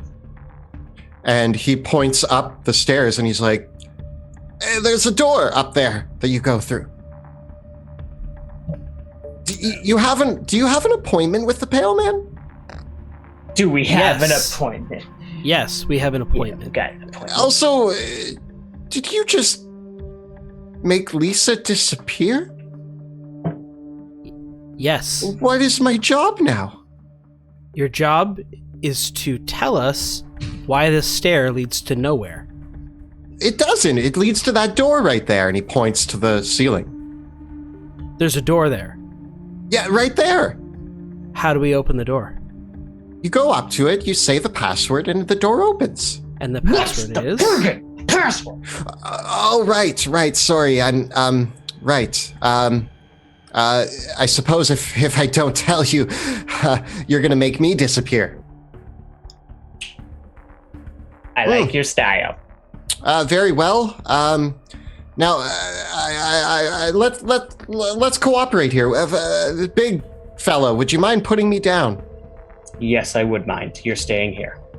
Okay. I'll bring you somewhere, but I've kind of come to like just carrying around. I'm going to pull out a delirium shard. I'll give you this if you tell us what the password is. Very well. If I do that, can I leave? Can I go back to my job? Yes. Okay, the password is as above, so below. It opens the doors to the basement. How about to get out of the All basement? right. Well, Is we're that- in the basement. So you is say that- it. Same thing. Okay. Yes. Okay. You just go Skip. right up Don't trust you. those Skip. stairs. Just say it. Open the door. I'm gonna Should go we up to the door. Yeah, Skip, try it out. I'm gonna go to the door. As above, down below. That wasn't it. As above, so below. As above, so below. Skip tries twice. He actually corrects you. He's like, "That's not it. It's so below." And as you say that, you see a door, a little hatch door appear, and it pops open a crack. I want to peek through. You peek through, and this seems to lead into the manor house. And there's a few creatures huddled around a fireplace. And they look similar to the ones that you've seen, the little tiny creatures, but in the middle of the room is one who is very large with a very wide mouth. It's almost grinning ear to ear with this row of jagged teeth. And he's carrying a candle, and he's just telling a story to the others. And you see him standing in front of the fireplace, and he's saying, "And then I brought him into the house, and we ate many meals together for years, and that is how we became best friends. Me and Mucus. He's my favorite, and we've shared many adventures together before ending up here." And you see all of these creatures kind of listening intently to his story in front of this fireplace. And that's where we're going to take our 15-minute break. Welcome back. We have just taken our short rest, and we are getting ready to dive back into the untold tales of Drakkenheim. We are all good. We've had our drinks, our food. We've gone to the washroom. We are ready to rock and steamroll some more encounters. So let's get on with it. So where we last left our heroes, they had just navigated the dark tunnels below the estate, which were much more concerning and creepy than originally anticipated. And they seemed like a weaving labyrinth of confusing corridors, misshapen monsters, and a beast known as Lisa, who lived in the basement and was being fed people who wandered here with ill intent. So you quickly disbanded Lisa with a swift banishment spell and were able to kill the little muck creatures that were trying to get to you, and use one of the little critters here, whose name was Stink Eye, to help you navigate back up to the manor house. There was an entrance into the manor house from the basement, seemingly using the corridor beneath the earth to move between the stables and the manor house. You have a bit of information that the Pale Man is here, but what Skip Featherwheat sees when he creaks open the door and looks into the next room is this nice furnished wooden room with these kind of still kept together couches and chairs. And there's several creatures standing around listening to the story of this larger creature stands in front of a fireplace. He holds a candle in his hand and is telling the stories of his many friends and the wonderful adventures he has gone on. They haven't seemed to notice Skip peering out of the door yet. And down below, you stand at the bottom of the staircase, and you're still with Stink Eye, who is begging now for you to let him go. I'll let you go, but I swear, if you say anything, if you make a peep, buddy, I'm gonna throw this friggin' flaming sword right at your skull. Right at your skull. Okay? Oh, okay. Okay. Just to be a little on the safe side, I am gonna throw you in the opposite direction. Do you know how to tuck and roll? No. And you toss him into the mist, and you hear kind of this like tumbling clatter. And then you hear, and the footsteps get further and further away. What will you do? Isaac. Flex. The password worked. Oh, I'm just you can see me now. I'm standing at the Yeah. I'm on the stairway. There's some people in this other room. I don't know if they've noticed me, but it looks like we're in the house. He did take us the right way. Okay. In that case, shall we... Sergeant? I guess we kind of have to. Huzzah! Doing a quick You never scan. have to do anything, Monty. Doing a quick scan. Is there some furniture I could hide behind? Like, could like based on the layout that you're showing, can I, without being seen, get behind the couch? Yeah, like and there's crouch behind it. There's this chair right here, and all the creatures are kind of perched like in and around the center table. And if you can make it from there to there at the exact moment that the big dude is not looking, you might be able to hide behind the couch. But it's going to be tough because there's a lot of people in that room, Skip. Is it dark? This room is quite dark. The only light that's coming in is from the boarded up windows. There's like small, tiny cracks of light that cascade across the room, illuminating parts of it.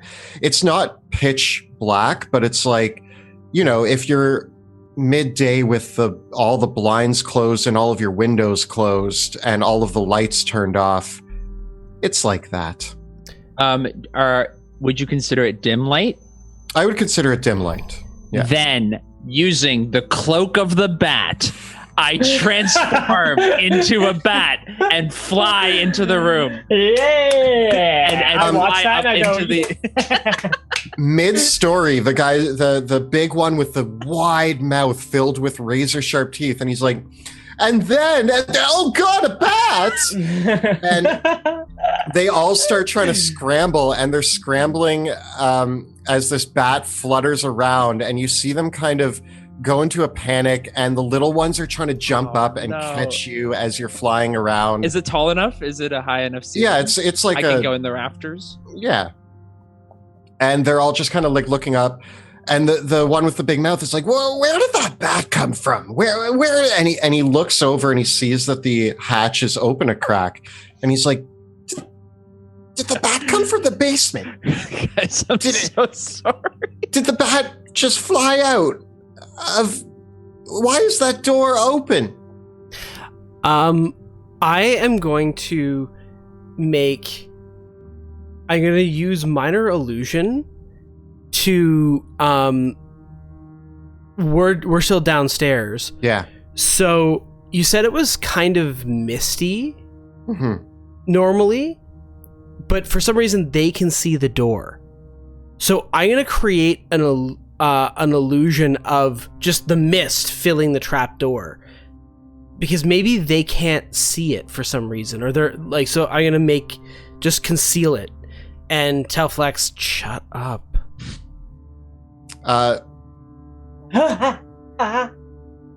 The one with the big mouth points at one of the little ones and is like, go look.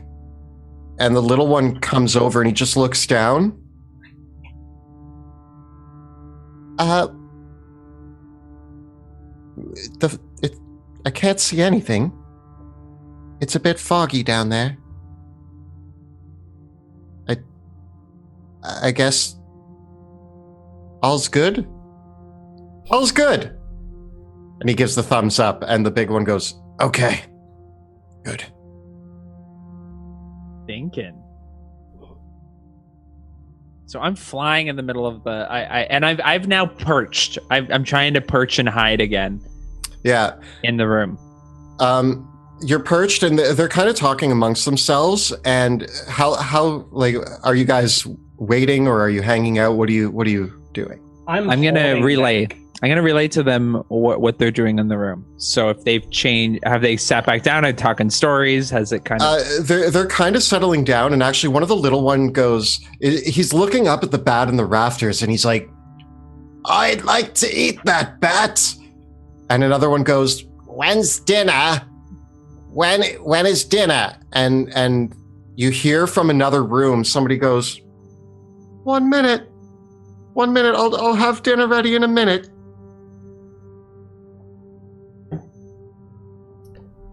Can we get these guys by surprise? How many I ask Skip, how many doors are in that room?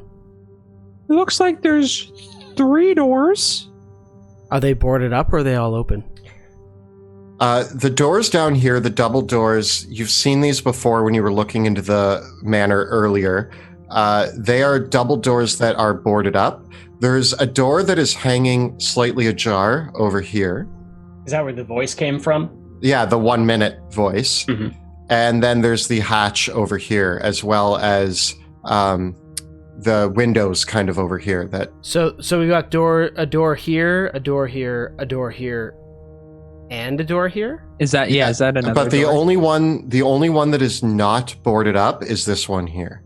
Okay. They've boarded up all other entrances to the room. There's one way. It seems to be in another room, and there's a voice coming from it.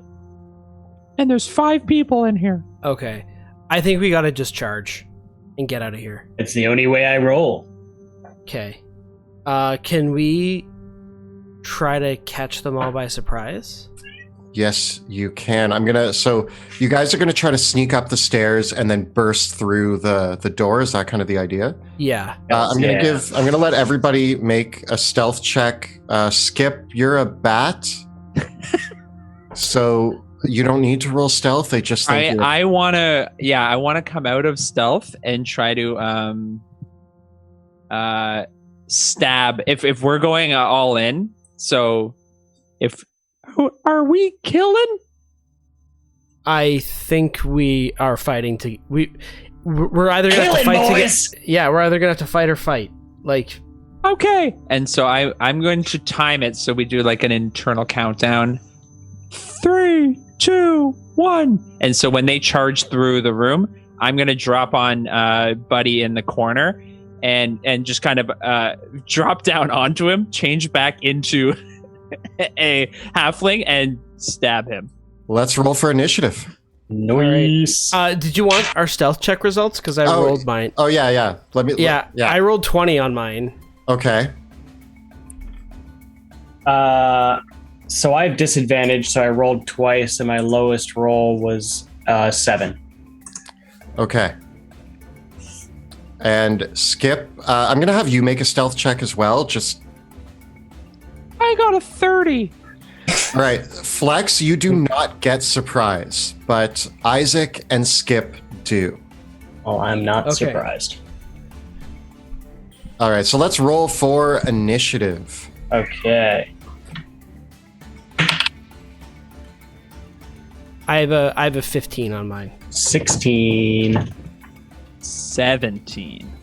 All right, 17. Isaac, what did you say? It was 16. 16. And Flex, what did you say? 16. Who wants to go first out of Flex and Isaac?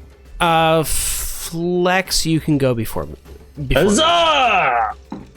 First blood or second blood? Second blood. All right, so many Flex notes. is going first. Isn't Skip going first? Or I meant out of you and Isaac. Oh, okay, yeah. And we're getting surprise as well. Because I'm not, unfortunately. Yeah, you. I don't you need two no will get it. friggin' surprise. All right, there we go. So Skip, you are first. You get the drop on this creature. You can see his arms are much longer than they should be, and he kind of sees the bat flutter above him, and as he looks up, his mouth opens way too wide, like it comes right out to his ears, and as he looks up, you can make out rows of sharp teeth as he eyes the bat. And in the moment that he looks away from the bat is when you strike. And so, as part of the cloak of the bat, I turn back into a halfling, and I grip the edges of the cloak with both hands, and I dive bomb, fly down, straight down, and then as soon as I pull the brakes at the last second, like a diving bird of prey, and I stab one of my psionic daggers into him, getting a 21 to hit. That is going to hit. And I'm going to sneak attack because I want to. 10, 15, 26 damage. All right. So you drop down from the ceiling and stab into him as he thought he was looking at a bat, and you just drop down and you're like, ah! And he kind of lets out this yelping scream, and in that moment he like turns to yell to the others, but before he does, Flex, you do not get surprise. Oh wait, Isaac- hold on. And then oh I go, take this, you booger flicking poop taker. And I stab him again with my my psychic blade. My bonus attack. In my free hand, I pull out another dagger, and I stab him. And I re-roll a natural one with lucky for a 21 to hit. that hits. For Lucky. now, this one's not as powerful. It's 8 damage. All right. And I stab that one into him. And then I scurry back up the wall with my mobile feet. And I run back up to the ceiling, and I crouch and I hiss. Because All right. that's a halfling That's what you trait. do. So we do. before he gets a chance to react, Isaac, you burst into the room. Okay, well, I think with anything else that it's going to be, that what I'm going to open up the trap door. I see all these guys around us, and we can't see into that other room yet. Can't. At all. No, there's a door that's like, it's slightly ajar, but you can't see through the door. Okay. Then what I will do is Flex in the room, or is he? That's not his actual. No, Flex hasn't come into the room yet. Okay. I just have the token there. Can I tell if? Okay. I'm gonna cast slow on them. All right. Nice. Just slow this whole thing down. Amazing. So all 6 of them, DC 18 Wisdom saving throws. Oh boy. All right. Amazing. Let's start with the big guy. So the big guy with the mouth, DC Incredible. Wisdom saving throw.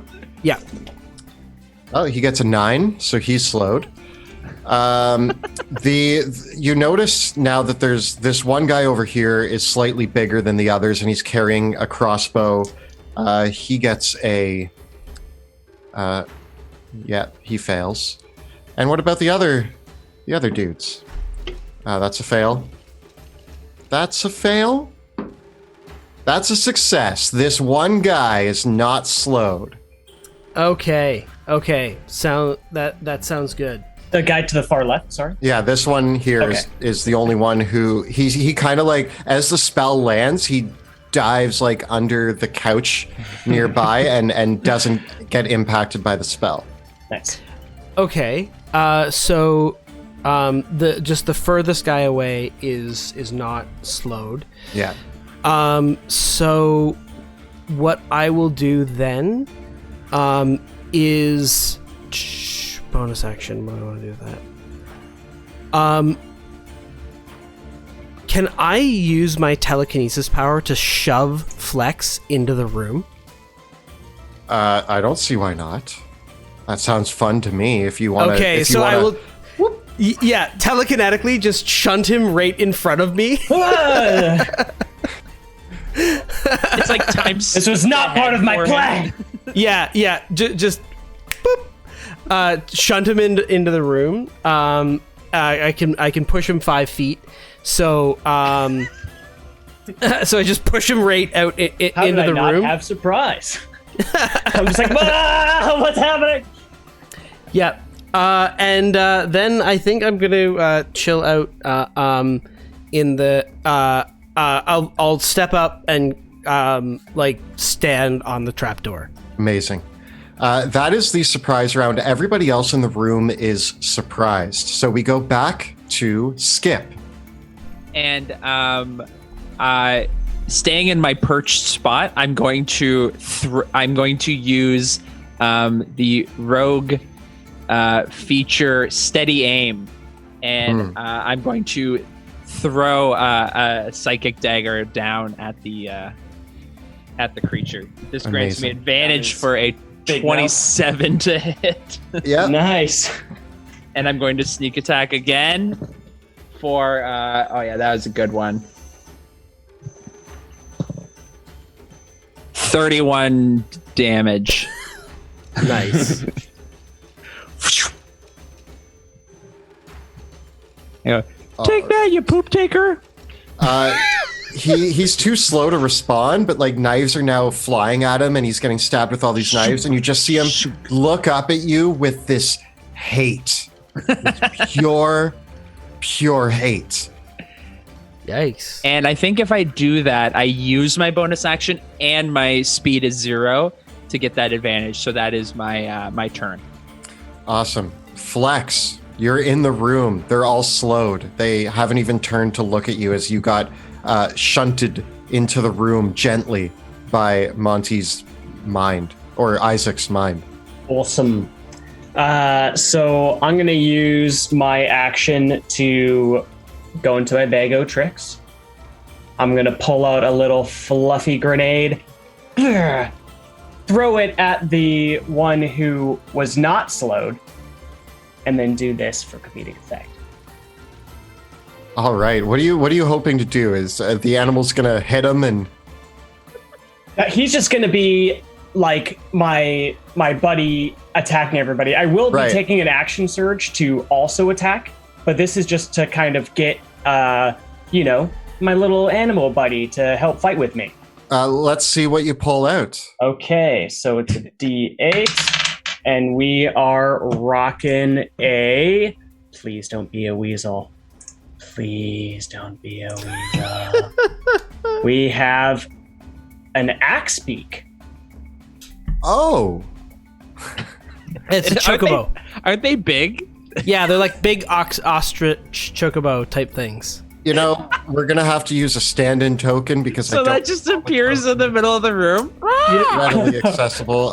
This weird troll is going to be your axe beak. Let me just put him in. Okay. And then as my bonus action, I will just say, kill everybody who isn't us. So he's us. everybody else. We'll say that the axe beak goes immediately after you. Holy smokes. Okay. So now, so it's out. Yeah. And so it'll do its action after me. Okay, its attack after me. So now I'm going to action surge so I can get another attack or action, I guess. Mm-hmm. So now I'm going to attack the person north of me. All right. I'm This sorry, little guy? I forget. Yes, that person. Okay, so I'm going to attack them. I get a 20. That hits. Huzzah! All right, so we're getting 4 plus dice falls to the ground plus. So that's 9, 16. 16. That it dies. All right. Now I will move down here and take my second attack. Clean in against house. This Borowski. That is a lot. What is that? Plus 7. 22. Yeah, you hit. Okay. So then that is 13. It dies as well. You squish both of them. Okay. Just- Then I'm just gonna kind of stand between Isaac and my axe beak. And now do I get to fight with the axe beak? Yeah. Okay. It has a +4 to hit and does 1d8 plus 2 damage. 1d8 plus 2 damage. Pretty good. It pecks people with its beak. Amazing. Is the beak made of an axe? Or as sharp as an axe? Yeah, it's an axe. Yeah. Love it. So I attack the tonguey person. This the one. larger one. Person. Yeah. The person at the metal concert. And I roll. I'm sorry. What was the advantage to that roll? No, I Nothing? don't think so. Okay, No, so then I rolled a 16. That'll hit. Amazing. And They're all slowed, so it's Minus like 2 to their easy AC. pickings. Yeah. I Easy apologize. pickings. What was the damage? 2. 1d8 plus 2. 1d8. Thank you very much. So that's 6 damage. Awesome. It starts pecking at the guy as he's like trying to pull his crossbow out in slow motion. It's a bad time. Awesome. Isaac. Or anything else, Flex, I should say? I don't think so. I don't think there's anything else I could do. I say to Axebeak, "Good boy." Awesome. That's it. Isaac, you're up. I am going to just this big guy over here that Skip has been attacking. Yeah. I'll launch a firebolt at him. Okay. So that is a 15 to hit, and he's got -2 AC because he's slowed. Right, the -2. Gotta love it. So Don't we love it? I love it. That ties his AC, so good job. All right, Nice. so firebolt. Ooh, hot. Rolling hot. That's 16. No, 2 Yeah. 8s. 16 points of damage. And then what I will do is just move myself. I'm actually quite content in this corner, I think. That's fair. Yeah. Yeah. I'll stay there. All right. It's at this moment that the door swings open, and what you see is another one of these little creatures wearing a chef's hat. Aww. And, let me just How cute. grab it. I almost feel bad about all this killing. Yeah, I don't, but I almost. yeah, Like, we're almost. really close. totally. Yeah, so this little one wearing an apron and a chef's hat, carrying a little knife with like stains all over its body, and it has like this weird little mouth and these beady little eyes, and it comes storming out. And Skip, are you still on the ceiling? Yep. Yeah, that's annoying. So Just he standing on runs the out, and let me just see. He is not slowed. So he runs and jumps onto Flex. Ah! Yeah. And this guy can only move half speed. So he also gets over to Flex. So the two of them jump and attack Flex. Ooh. I get a 21 and a 4. Well, the 4 misses. Again, they both jump at the same time, and one bounces off. The other one is going to do 6 damage and latches onto you. Yeah. Yeah. Son of And yeah, and then that is going to be it for them. The large one with the mouth frantically is, so they're slowed, so they only get to, they have half their movement. Half movement, and they can take a action. They with slow, they can either it can't make more than one melee or ranged attack during its turn, and it can either take an action or a bonus action, not both. And it can't react either. The creature turns and takes its candle and sticks it into a candle holder on the fireplace. And you actually see the back of the fireplace open up. Ooh. And the creature slowly runs into the area behind the fireplace, and you see it start going up a set of stairs. It doesn't make it very far. Skip, you were on the ceiling, so I think you were actually far enough away from it that you weren't engaged with it, so it doesn't provoke an opportunity. Yeah, I was intentionally staying my distance, so I wasn't close enough. Yeah, so it opens up the fireplace and in slow motion runs back into the fireplace and looks like it's mouthing it starts to say the word master, but it's coming out in slow motion. It's like as it's running into the fireplace. And that is going to be that creature's turn. I guess it doesn't make it very far, but it does make it a little further than that. It makes it about halfway up the stairs. And lastly, the metal guy with the sticky out tongue, he is going to take a shot at Skip Featherwheat. And it's you see he in his crossbow he has a delirium tipped bolt. He attempts to fire at you. Does that disengage from my axe beak? Yeah, does the axe beak give him disadvantage? Yeah. But he's slowed, so he doesn't even notice the axe beak. He's still looking at Skip, who acted first. So he's pointed at that, and meanwhile the axe beak's pecking him, and he's like, "What?" And okay, not bad. Not bad. Two relatively okay rolls. That's going to be. Oh, I get a 19 to hit. Oh, that hits. Amazing. I mean, not amazing. So that's going to do 6 piercing damage. It's going to do 3 necrotic damage. Ooh. And you need to make a Constitution saving throw. Okay, big money, big money, big money. Oh, I got a 5.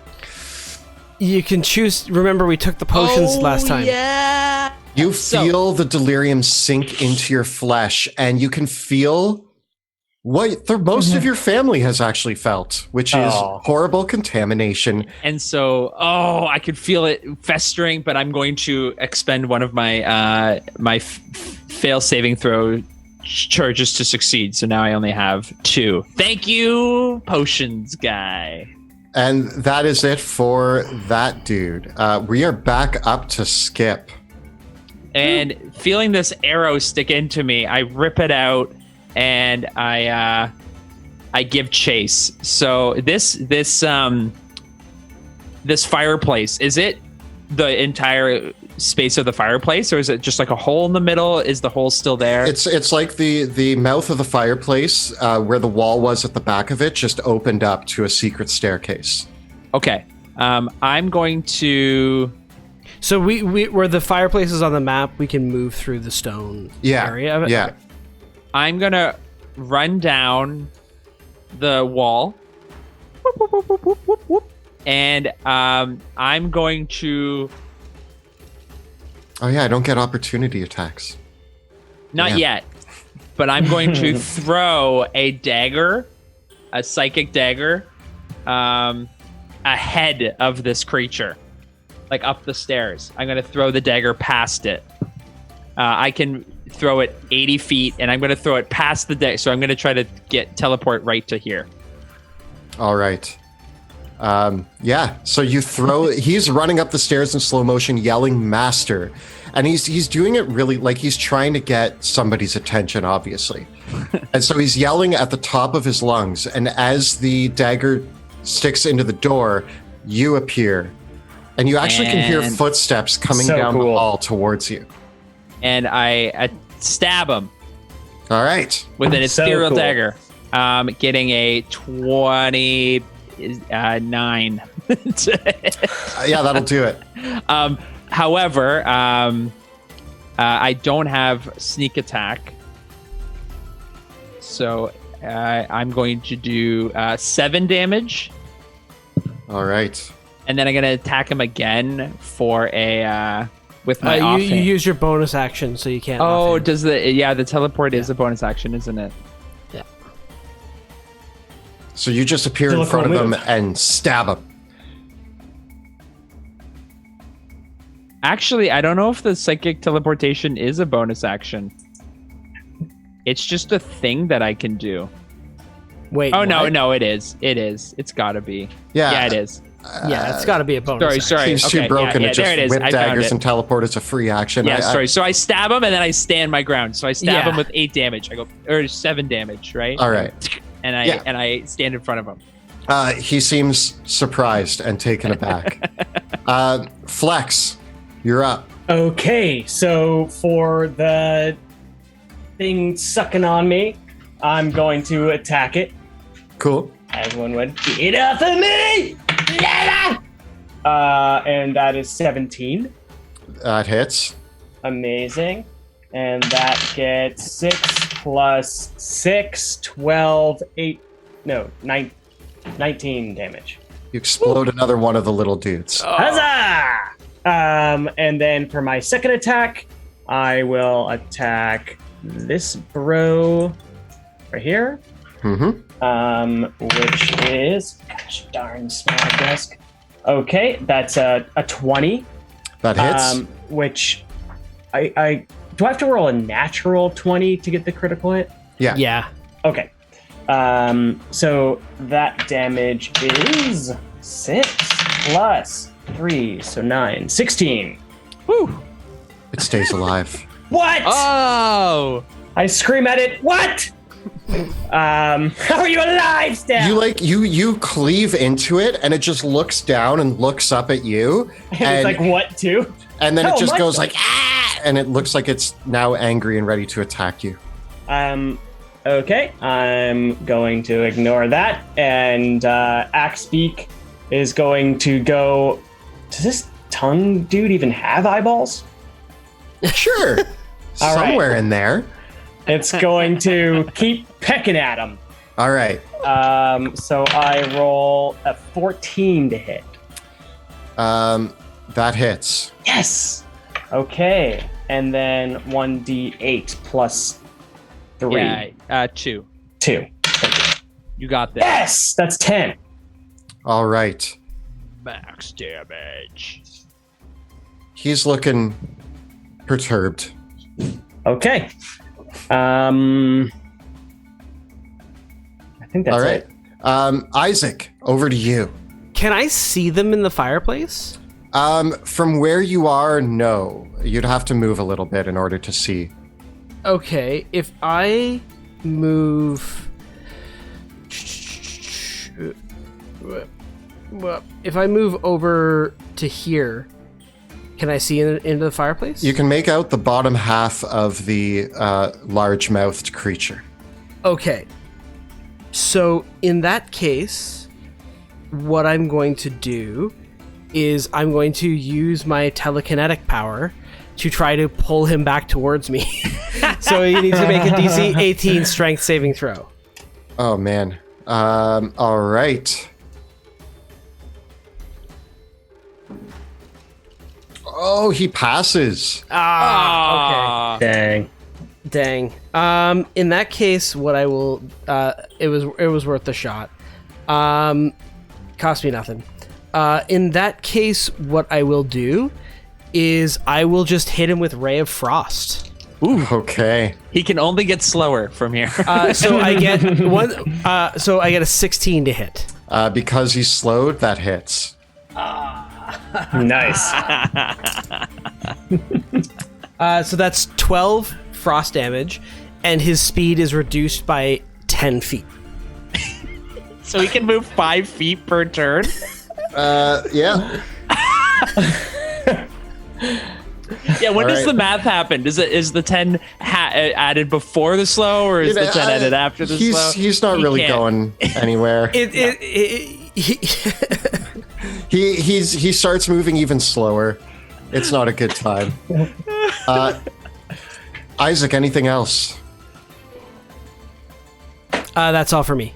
The little tiny creature jumps at Flex, attempting to attack him. Not again! Missing horribly. Yes. And that's it for him. The large-mouthed creature, seeing Skip appear in front of him, tries to grab Skip and attack. Now, even if he has multi-attack, he can only make one attack, right? Correct, because he's slowed. All right. So he winds up as you appear in front of him, and actually, no, he reaches out with his mouth that opens, and he tries to like clamp down on your shoulder as you appear in front of him. With disadvantage, right? Because he's engaged. No, he's attacking the person he's engaged with. Yeah. Wait, the big mouth person? Oh, I'm sorry. I'm thinking tongue person. My bad. I got a 25 to hit. Oh yeah. Yeah. So he bites into you, and it goes deep. There's a lot of teeth there. So it does 8 piercing damage and 13 necrotic damage. Yo. Oh. Can I Yowza. uncanny dodge the necrotic, or can I do it all? Do I have to pick? It's one attack, so I think you can half all of it. So what was it? 13, 8, 21? 21, yeah.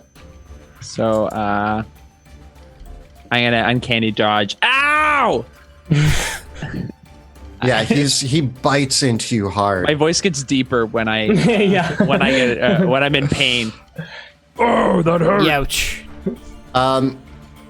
The next up we have the creature with the tongue, who turns and is going to try to shoot again with disadvantage at Isaac. All right. This bring it time on. with just a regular bolt, though. Getting a 15 to hit. That's it. I get a shield. Block Okay. it. All right. Fair enough. It's at this moment that you hear something. Skip, the door behind you opens, and a figure stands in the doorway. This old man, it looks like, with his cloak is pulled up, and at first he opens the door and he goes, "What is the meaning of this?" And as he opens the door, he sees Skip in front of him and looks at you shocked. And as you look up at him, you can see his face inside the cloak. And it's really concerning. He's wearing this black cloak wrapped up. He's hunched over. It looks that even in his hunched form, he looks about 6 feet tall, but if he were to stand up straight, he'd be even taller. He has these gnarled claw-like fingers protruding from his long sleeves. And you can get these glimpses of his face. His skin is white as snow, but it's patchy and looks like it's almost made of paper mache. More disturbing than that, though, his eyes are sunken back, almost separate from his loose paper mache flesh, and it looks like he has no eyelids, just these wide yellow eyes. Similarly with his mouth, you can't see any lips. It's just ragged skin and yellowing teeth. As he speaks, you can make out this black tongue that looks like a slug inside of his mouth. And he looks down at you, and in an almost exasperated voice and a look of concern, he kind of lurches forward and goes, "Who are you?" And it looks we're taking the tour. We're part of the tour of the stables.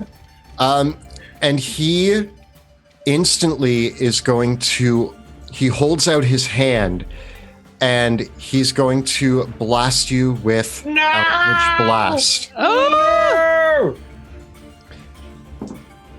Is he right beside me? He is like right here. Oh, that's the wrong thing. That is not him. Let me go grab him. Boom. Roll 20.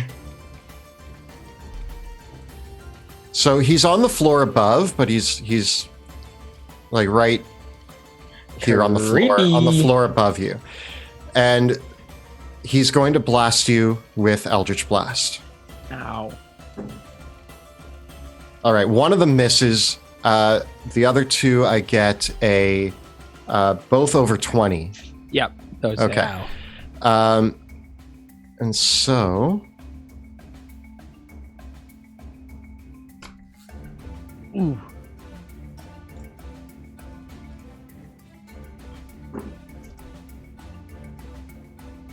All right. So that is going to be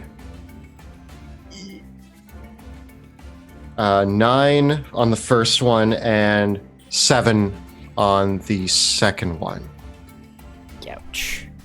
And that's 9 his 16 damage. Yeah.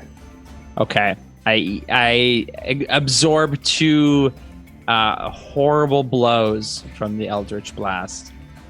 Yes. And he's on the floor above. I kind of just have his token there for simplicity, but he is on the floor above. Skip, you're also on that floor now. But just so that I don't have to switch back and forth on the maps, we're just going to use our imagination for that. Looks for me. Now we're back up to Skip. As I take these 2 hits, this passageway, how tall is it? It's where you are. It's about 6 or 7 feet to the ceiling. Okay. I take it back. You're the booger flicking poop taker. And I'm going to stab. I thought this was a family show. I'm going to stab. I'm going to attempt to stab the thing in front of me with my dagger. Not the pale man. No, not the pale man. Okay. I'm going to take a swing at him, but I only get a 12 to hit. Oh, wait. No, wait. Yeah. 12 to hit. That's a miss, even with slow. I'm gonna use my psychic homing strike to attempt to turn it into a hit. Getting does a 16. It does. Okay, so Nice. Just to make the hit, and then that does 8 damage, and then I'm gonna run between his legs because I'm a halfling and I can move within creatures that are a size normally, and I'm gonna run between his legs and kind of cut him with a psychic blade, and then just keep running down the stairs. Okay. Boop, boop, boop, boop, boop. And then as I run by this guy, also using my mobile feet so he can't take swings at me, and then I'm gonna try to stab this one at the bottom of the stairs as I come around the corner. Oh, I get another 12. You miss. Even with slow. Or no, this one's the chef. He doesn't even have slow. He's fine. I'm also going to try to turn it into a hit. Oh, I got a 17.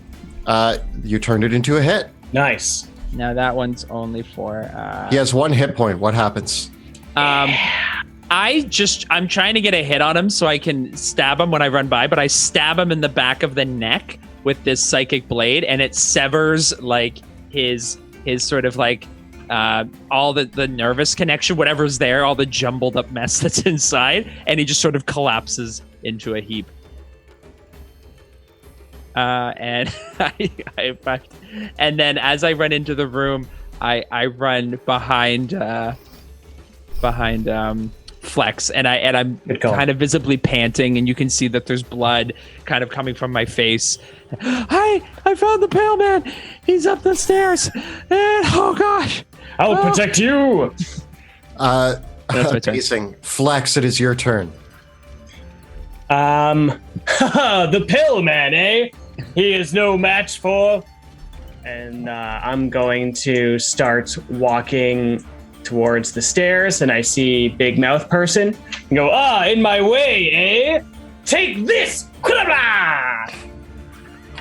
And I A new war cry every time. It's almost like he makes it up as he goes. I got this all written down. Just like kraba, krakow. So it's 17 to hit. That'll hit. Amazing. So that would be 5 plus 5 is 10, 17 damage. All right. Should I have been making rolls to escape slow? Is that something that I should have been doing? Yes, it is. Oh, cool. yeah. Sorry. Yeah. Oh, yeah. I totally blanked on that too. I blanked on it as well. We'll start doing that this round. Cool. How much damage was that, Flex? 17. Cool. How's that thing still alive? I keep stabbing it. It won't die. It's that big mouth. It's Yeah, big it's mouth. It's a lot of damage. protein. Yeah, he does. All right. Flex, he's still standing. You still stand after I krakow? Take this! Man, my girlfriend is probably so annoyed right now. Screaming from the other room. That's another 17 to hit. That hits. That would be 4 plus, so 9, 16 damage. All right. He is still standing, but Oh my gosh. as you cut into him, he's too slow to move out of the way, and you're just slashing into this creature. Blood is flying everywhere. It looks horrified. Anything else? Man, I really want to. I don't know if there is anything I can do, because I didn't crit anything. I don't think there's anything I can do with Flex, but with my main man, Beak Axe Beak, he's going to attack this Slipknot cosplayer and attack for that was a 19, so I'm not even gonna bother. Yeah. 19 and 1d8. That would be a 7, so that's 9 damage. All right. Just pecking into him constantly as he's trying to load a crossbow. That's gotta be annoying. Yeah. He's still standing, but he's getting pecked at horribly. That's the end of my turn. Isaac. Okay. So we're seeing all these guys here.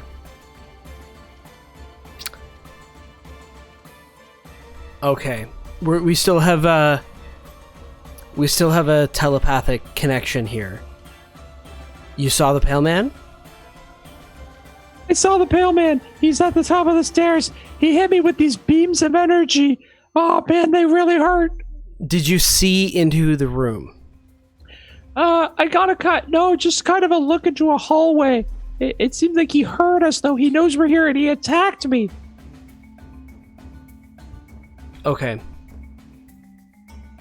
I didn't see into the room, right? Like, it kind of happened really suddenly that he opened the door and started blasting you. You could make out that there was a. Anyways, I started blasting. Yeah, I started blasting. You could make out that it was a study of some sort. You could see shelves of books, but besides that, you only caught a fleeting glimpse. yeah, I kind of just ran. I kind of hightailed. I didn't really take in the scenery. There were books and a study.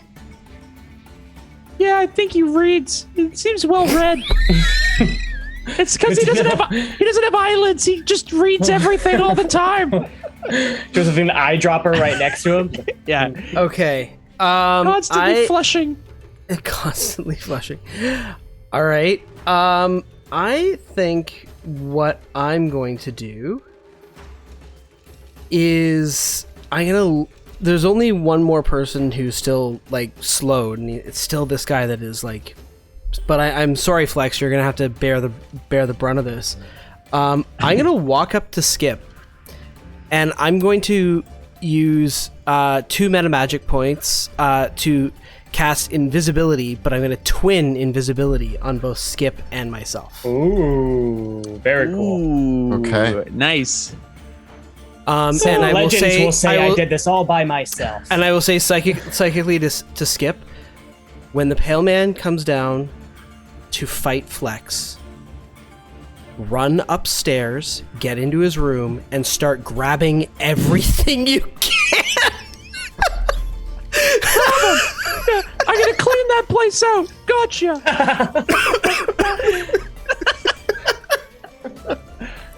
all right. I'm gonna rob him blind, and that's saying something because he never closes his eyes. Is that Isaac? Is that it? That's amazing. Then I'm just going to tell. Technically, the telekinetic shove isn't an attack or a spell either. So I'm just gonna pull Flex into the room. All right. Cool. The mouthed creature, if it moves, can it still make one attack with slow? Slow's gone now. Oh, slow's gone. Okay. Oh, true. Yes. So the creature, feeling its free will come back and its ability to move, Sorry, Flex. leaps onto Flex and just starts ripping at you. So first, it digs into you with its claws. Getting a 16 to hit. That's my AC. All right, so that is going to do 18 slashing damage, and you are grappled by it and restrained. So it latches onto you. It's holding you and just digging its claws into you, and now it's going to attempt to bite you. Bring it on! It hits with the bite as well, doing Change my mind. 8 piercing damage and 13 necrotic damage. So 21 total. Yeah. Ooh. So I can't attack when I'm grappled? You can attack. You just can't move from where you are. Okay. Yeah. No So it's holding you in place with its claws and just trying to eat you. What else is new? Yeah. The guy with the crossbow is just going to take a shot at the axe beak. No! And he's not slowed either, is he? No. Cool. Nope. That's going to be 16 to hit the axe beak. Armor class is 11. Yeah. All right, so that's going to be 6 piercing damage and 3 poison damage for a total of 9 damage. Okay, and I have 19, so I have 10 left. All right, it then is, Oh wait, it says my hit points is 3d10 plus 3. It just says 19. Yeah, so you have That's 19. what we'll go by. Okay, Yeah. so 10 left. And then it's going to stab you with a dagger, getting a natural 1. Stab the beak. The axe beak, yeah. Okay. It fails. Okay, sweet. So that's it for that guy. Next up, we have the Pale Man comes to the top of the stairs and starts coming down and sees Flex And he just looks at you with his wide eyes, and he's like, "What are you doing in my house? Kicking your butt. You have stormed into my home, and you are disrupting the peace here." And you see him hold out his hands, and he's like, "I will show you what delirium can do." And he holds out his hands, and this crackling energy bolts out of his hands and connects with you. And the energy that comes out is octarine in color, and you see it crackling with this sort of energy, unlike any spell that you have ever seen before. Sober. And so, let's see if it hits you with that. Getting a 22 to hit. Somehow that hits me. Oh, wow. So...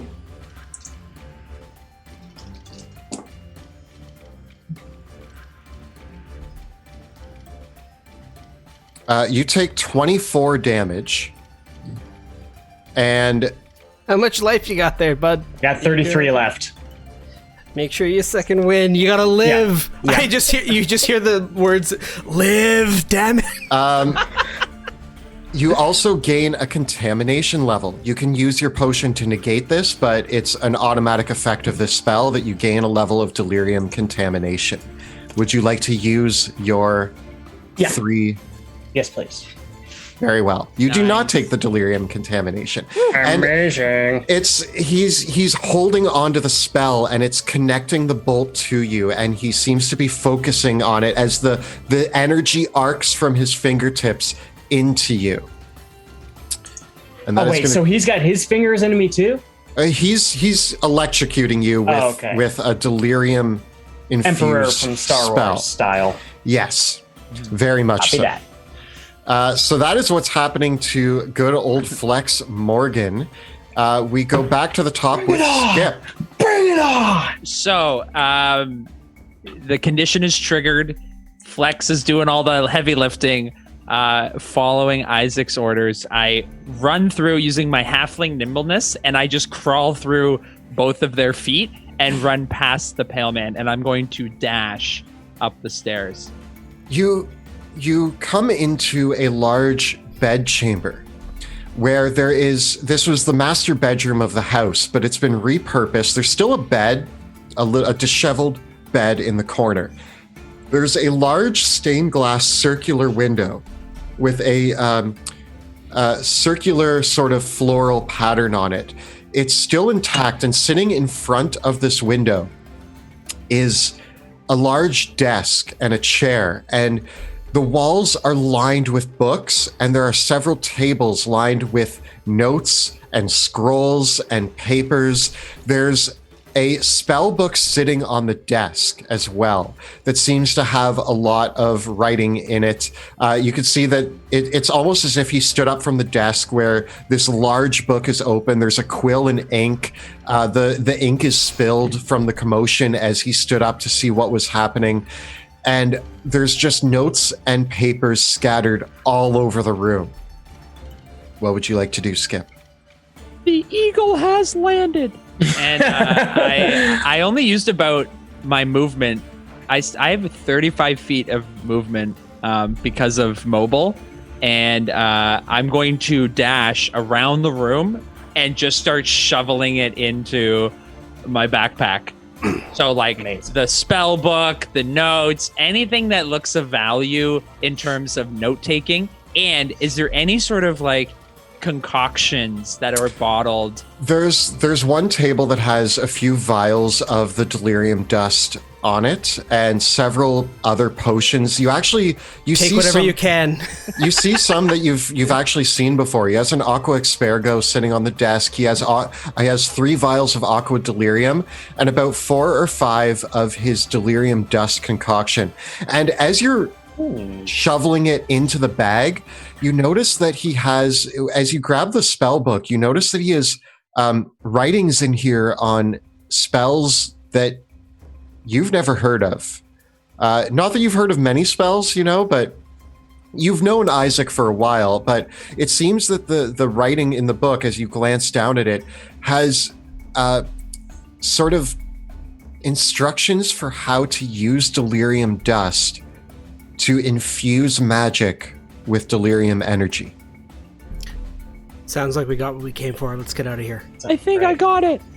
Yeah, so after collecting everything, so this goes into my backpack. My backpack is on my person. I'm invisible. Backpack's invisible. How much feet of movement would you say it takes to get around the room? Am I able to get it all in? What's your max movement? Like, are you dashing? Right now, well? I have about 45 feet of movement as soon as I get to the top of the stairs. I'm going to say that it does take you all of your movement to go around the whole room and collect all of this. Like, the vials are at one end of the room, the book is at the other, there's writings and stuff. Like, it's kind of scattered around a relatively large room. So circling around it, you probably end up back near the staircase. So I use my entire movement. I just start making sure I get everything. And then I'm going to let them know, hang in there, guys. I got all the stuff. I'm heading back down. Jump out the window. Okay, are you going to be okay? Yeah. Great. So yeah, I then, after I secure everything, I start to eye the window, the stained glass window. All right. Flex, it is your turn. Okay. I am going to attack this big guy who's trying to eat me. I'm gonna try to eat me, eh? I hope you like your meals spicy. Natural 20. All right. Oh! All right. So, and then with a critical hit, I believe I get an extra attack. It's because of your Great weapon ability. master. Yes. Yeah. Okay. Yes. Now, because I did a crit hit, do I even have to roll damage, or does that just? It's max damage plus you get to roll again and add that. So, what's your damage? It's damage is 12. Max would be 12 plus 7, so 19. And then roll a plus d12. A d12 or another 2d6. Or 2d6, sorry. Oh, 2 more d6. Hello. And then add that to that. Plus 5, so 24. 27. All right. The creature's still standing, but it is bloodied and pretty messed up. Okay. Since I still get 2 more attacks. Yep. So I'm going to attack this beast again. Still hungry, eh? Bye. 18. 18 is going to hit, yeah. Amazing. 4 plus 1, 5, 12 damage. All right. It looks like it is barely hanging on. It's still trying to eat you, though, but it is virtually on the verge of death at this point. It's still alive. You get one more attack. Go for it. See, your hunger is insatiable. Allow me to prepare a special meal. I'm running out of cool lines. So that's 20, but not a natural 20. Okay. 1 plus 6, 7, 14 damage. That's enough. What happens? Finally. I want to cut its friggin' lower jaw off. So it's just like, and then just kind of go from the mouth all the way down to the belly button. You Sorry to be so cleave it graphic. in half, and it falls limply to the floor. And the pale man lets out a ah! How you like me now, pale man? You're still being electrocuted by him. Yeah. How you like me now, pale man? And then so I think that's the end of attacks for Flex. Yeah. But now old Axebeak is gonna Beak attack. Axe is a great name for an axe beak. Yeah, yeah, its name is Beak Axe. Yeah, Beak Axe attacks Slipknot for 10, which is probably 10? Yeah. That's a miss. Sorry. Hey, what are you gonna do? All right, Isaac, you're up. Okay. I'm going to step on the trapdoor.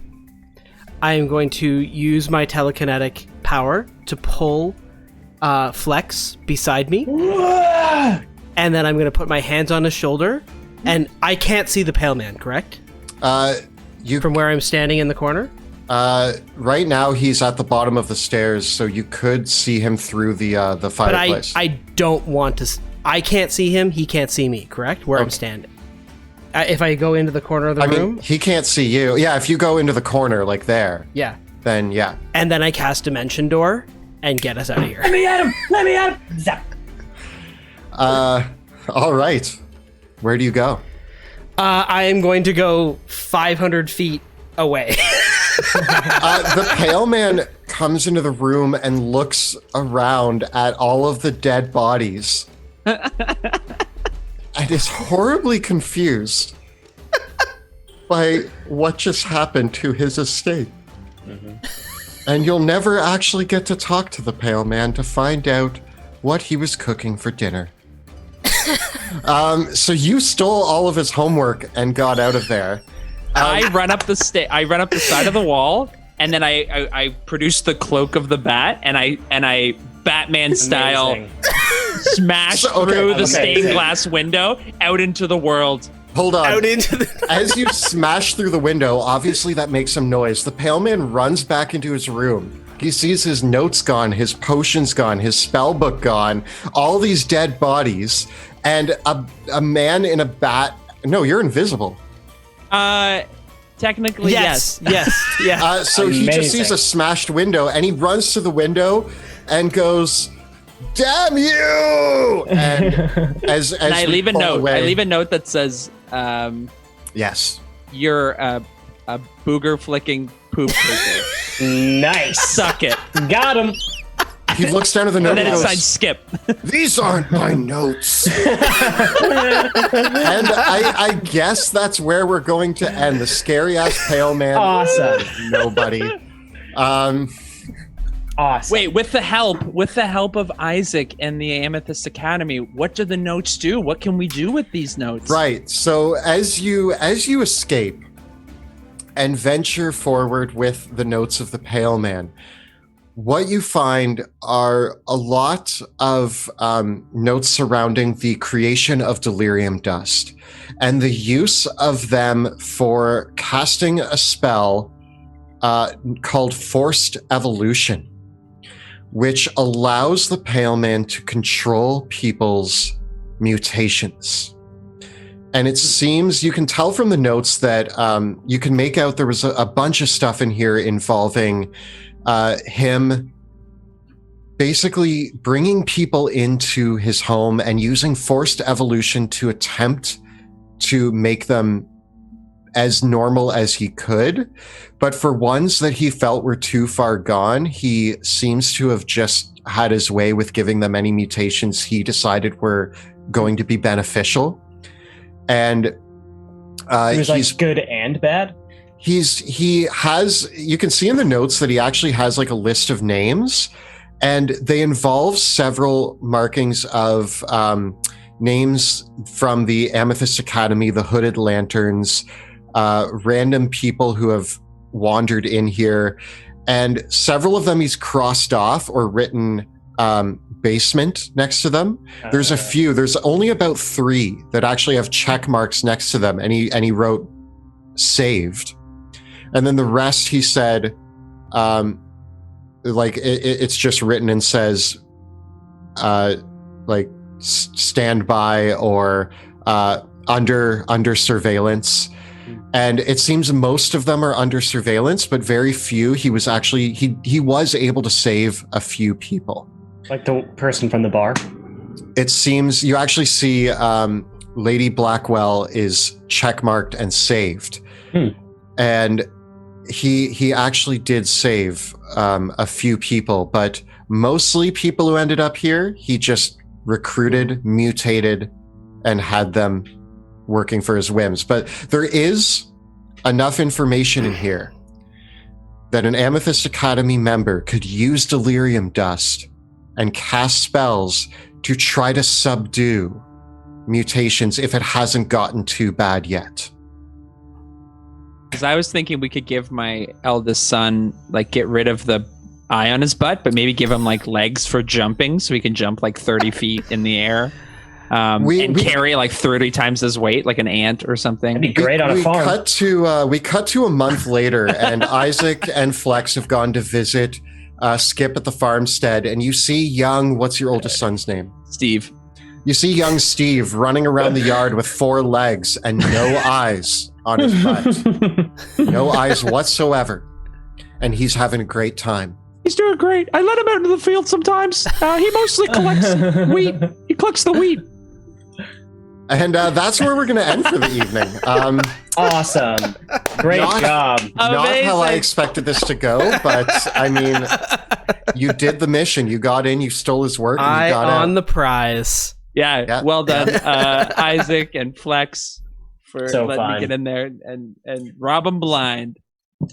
I'm happy I finally killed someone. You know, I won't lie. It has been an extremely long time since I've ran a high level adventure. I'll tell you that much. So maybe we'll add in more monsters into this. That was a lot of fun.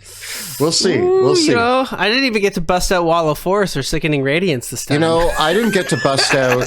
I got to use our. So for those of you watching, we are going to be having some new spells in the DRAKKENHEIM book, and one of them is the warp. No, not warp. What was it? It was warp bolt.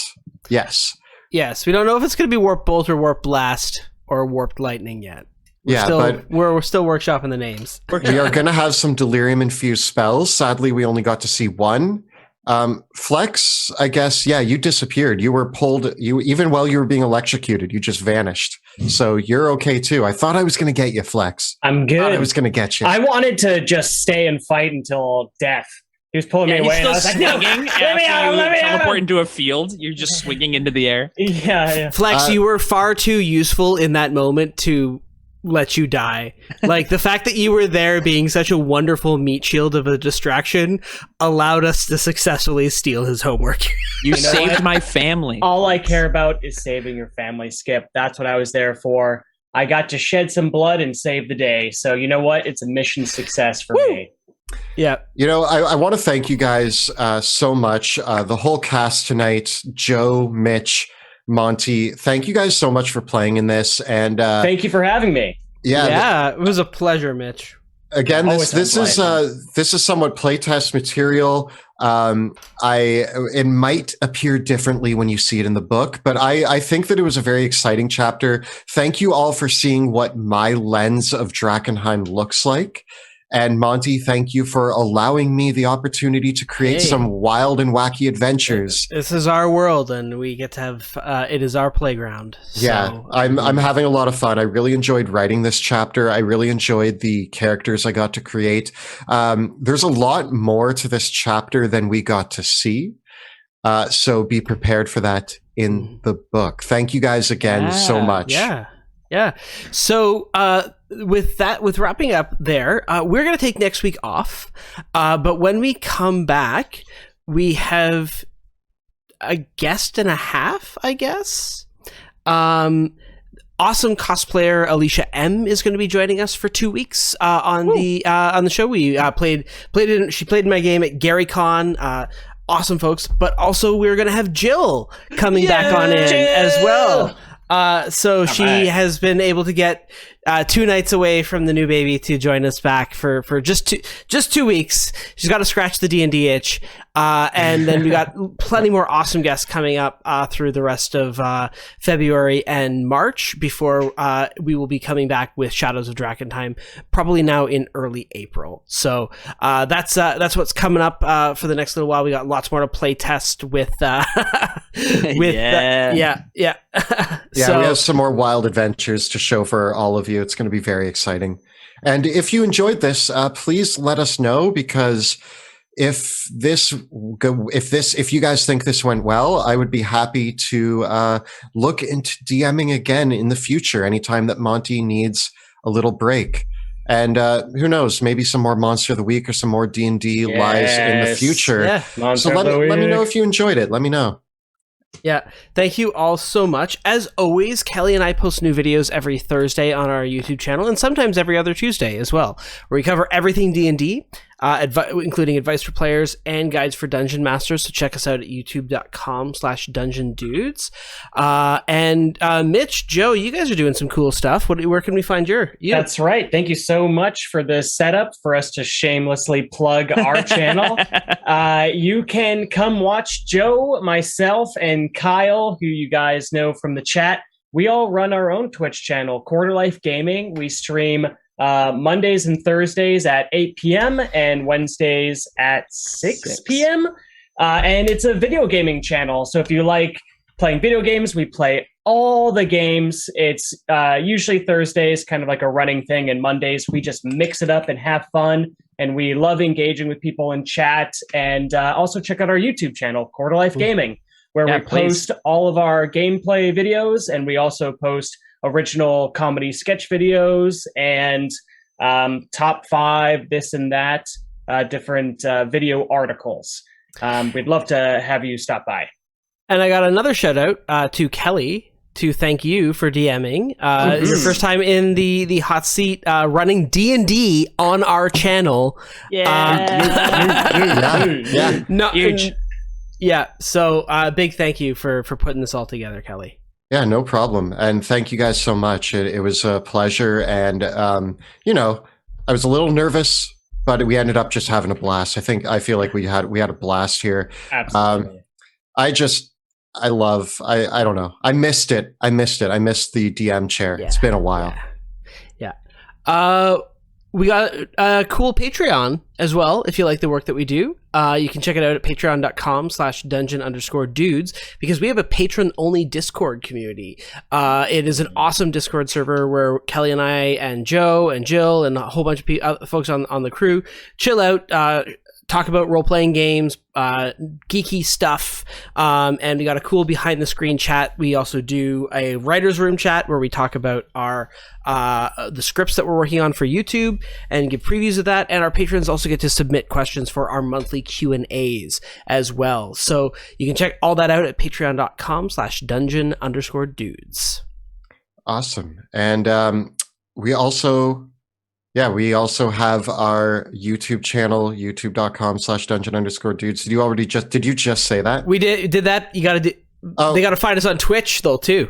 Be sure to join us live next Tuesday when we record the campaign live on Twitch. You can check us out from 6 p.m. to 9 p.m. Eastern time at twitch.tv/dungeon_dudes. You can also watch all of the video episodes of this show on YouTube as well. We have the Dungeons of Drakkenheim, which is season 1, Shadows of Drakkenheim, which is season 2, which will be returning in a couple months, and Untold Tales of Drakkenheim, which is a series of one-shots to help explore the worlds of Drakkenheim. So check all of that out on our YouTube channel and here on Twitch on Tuesday nights.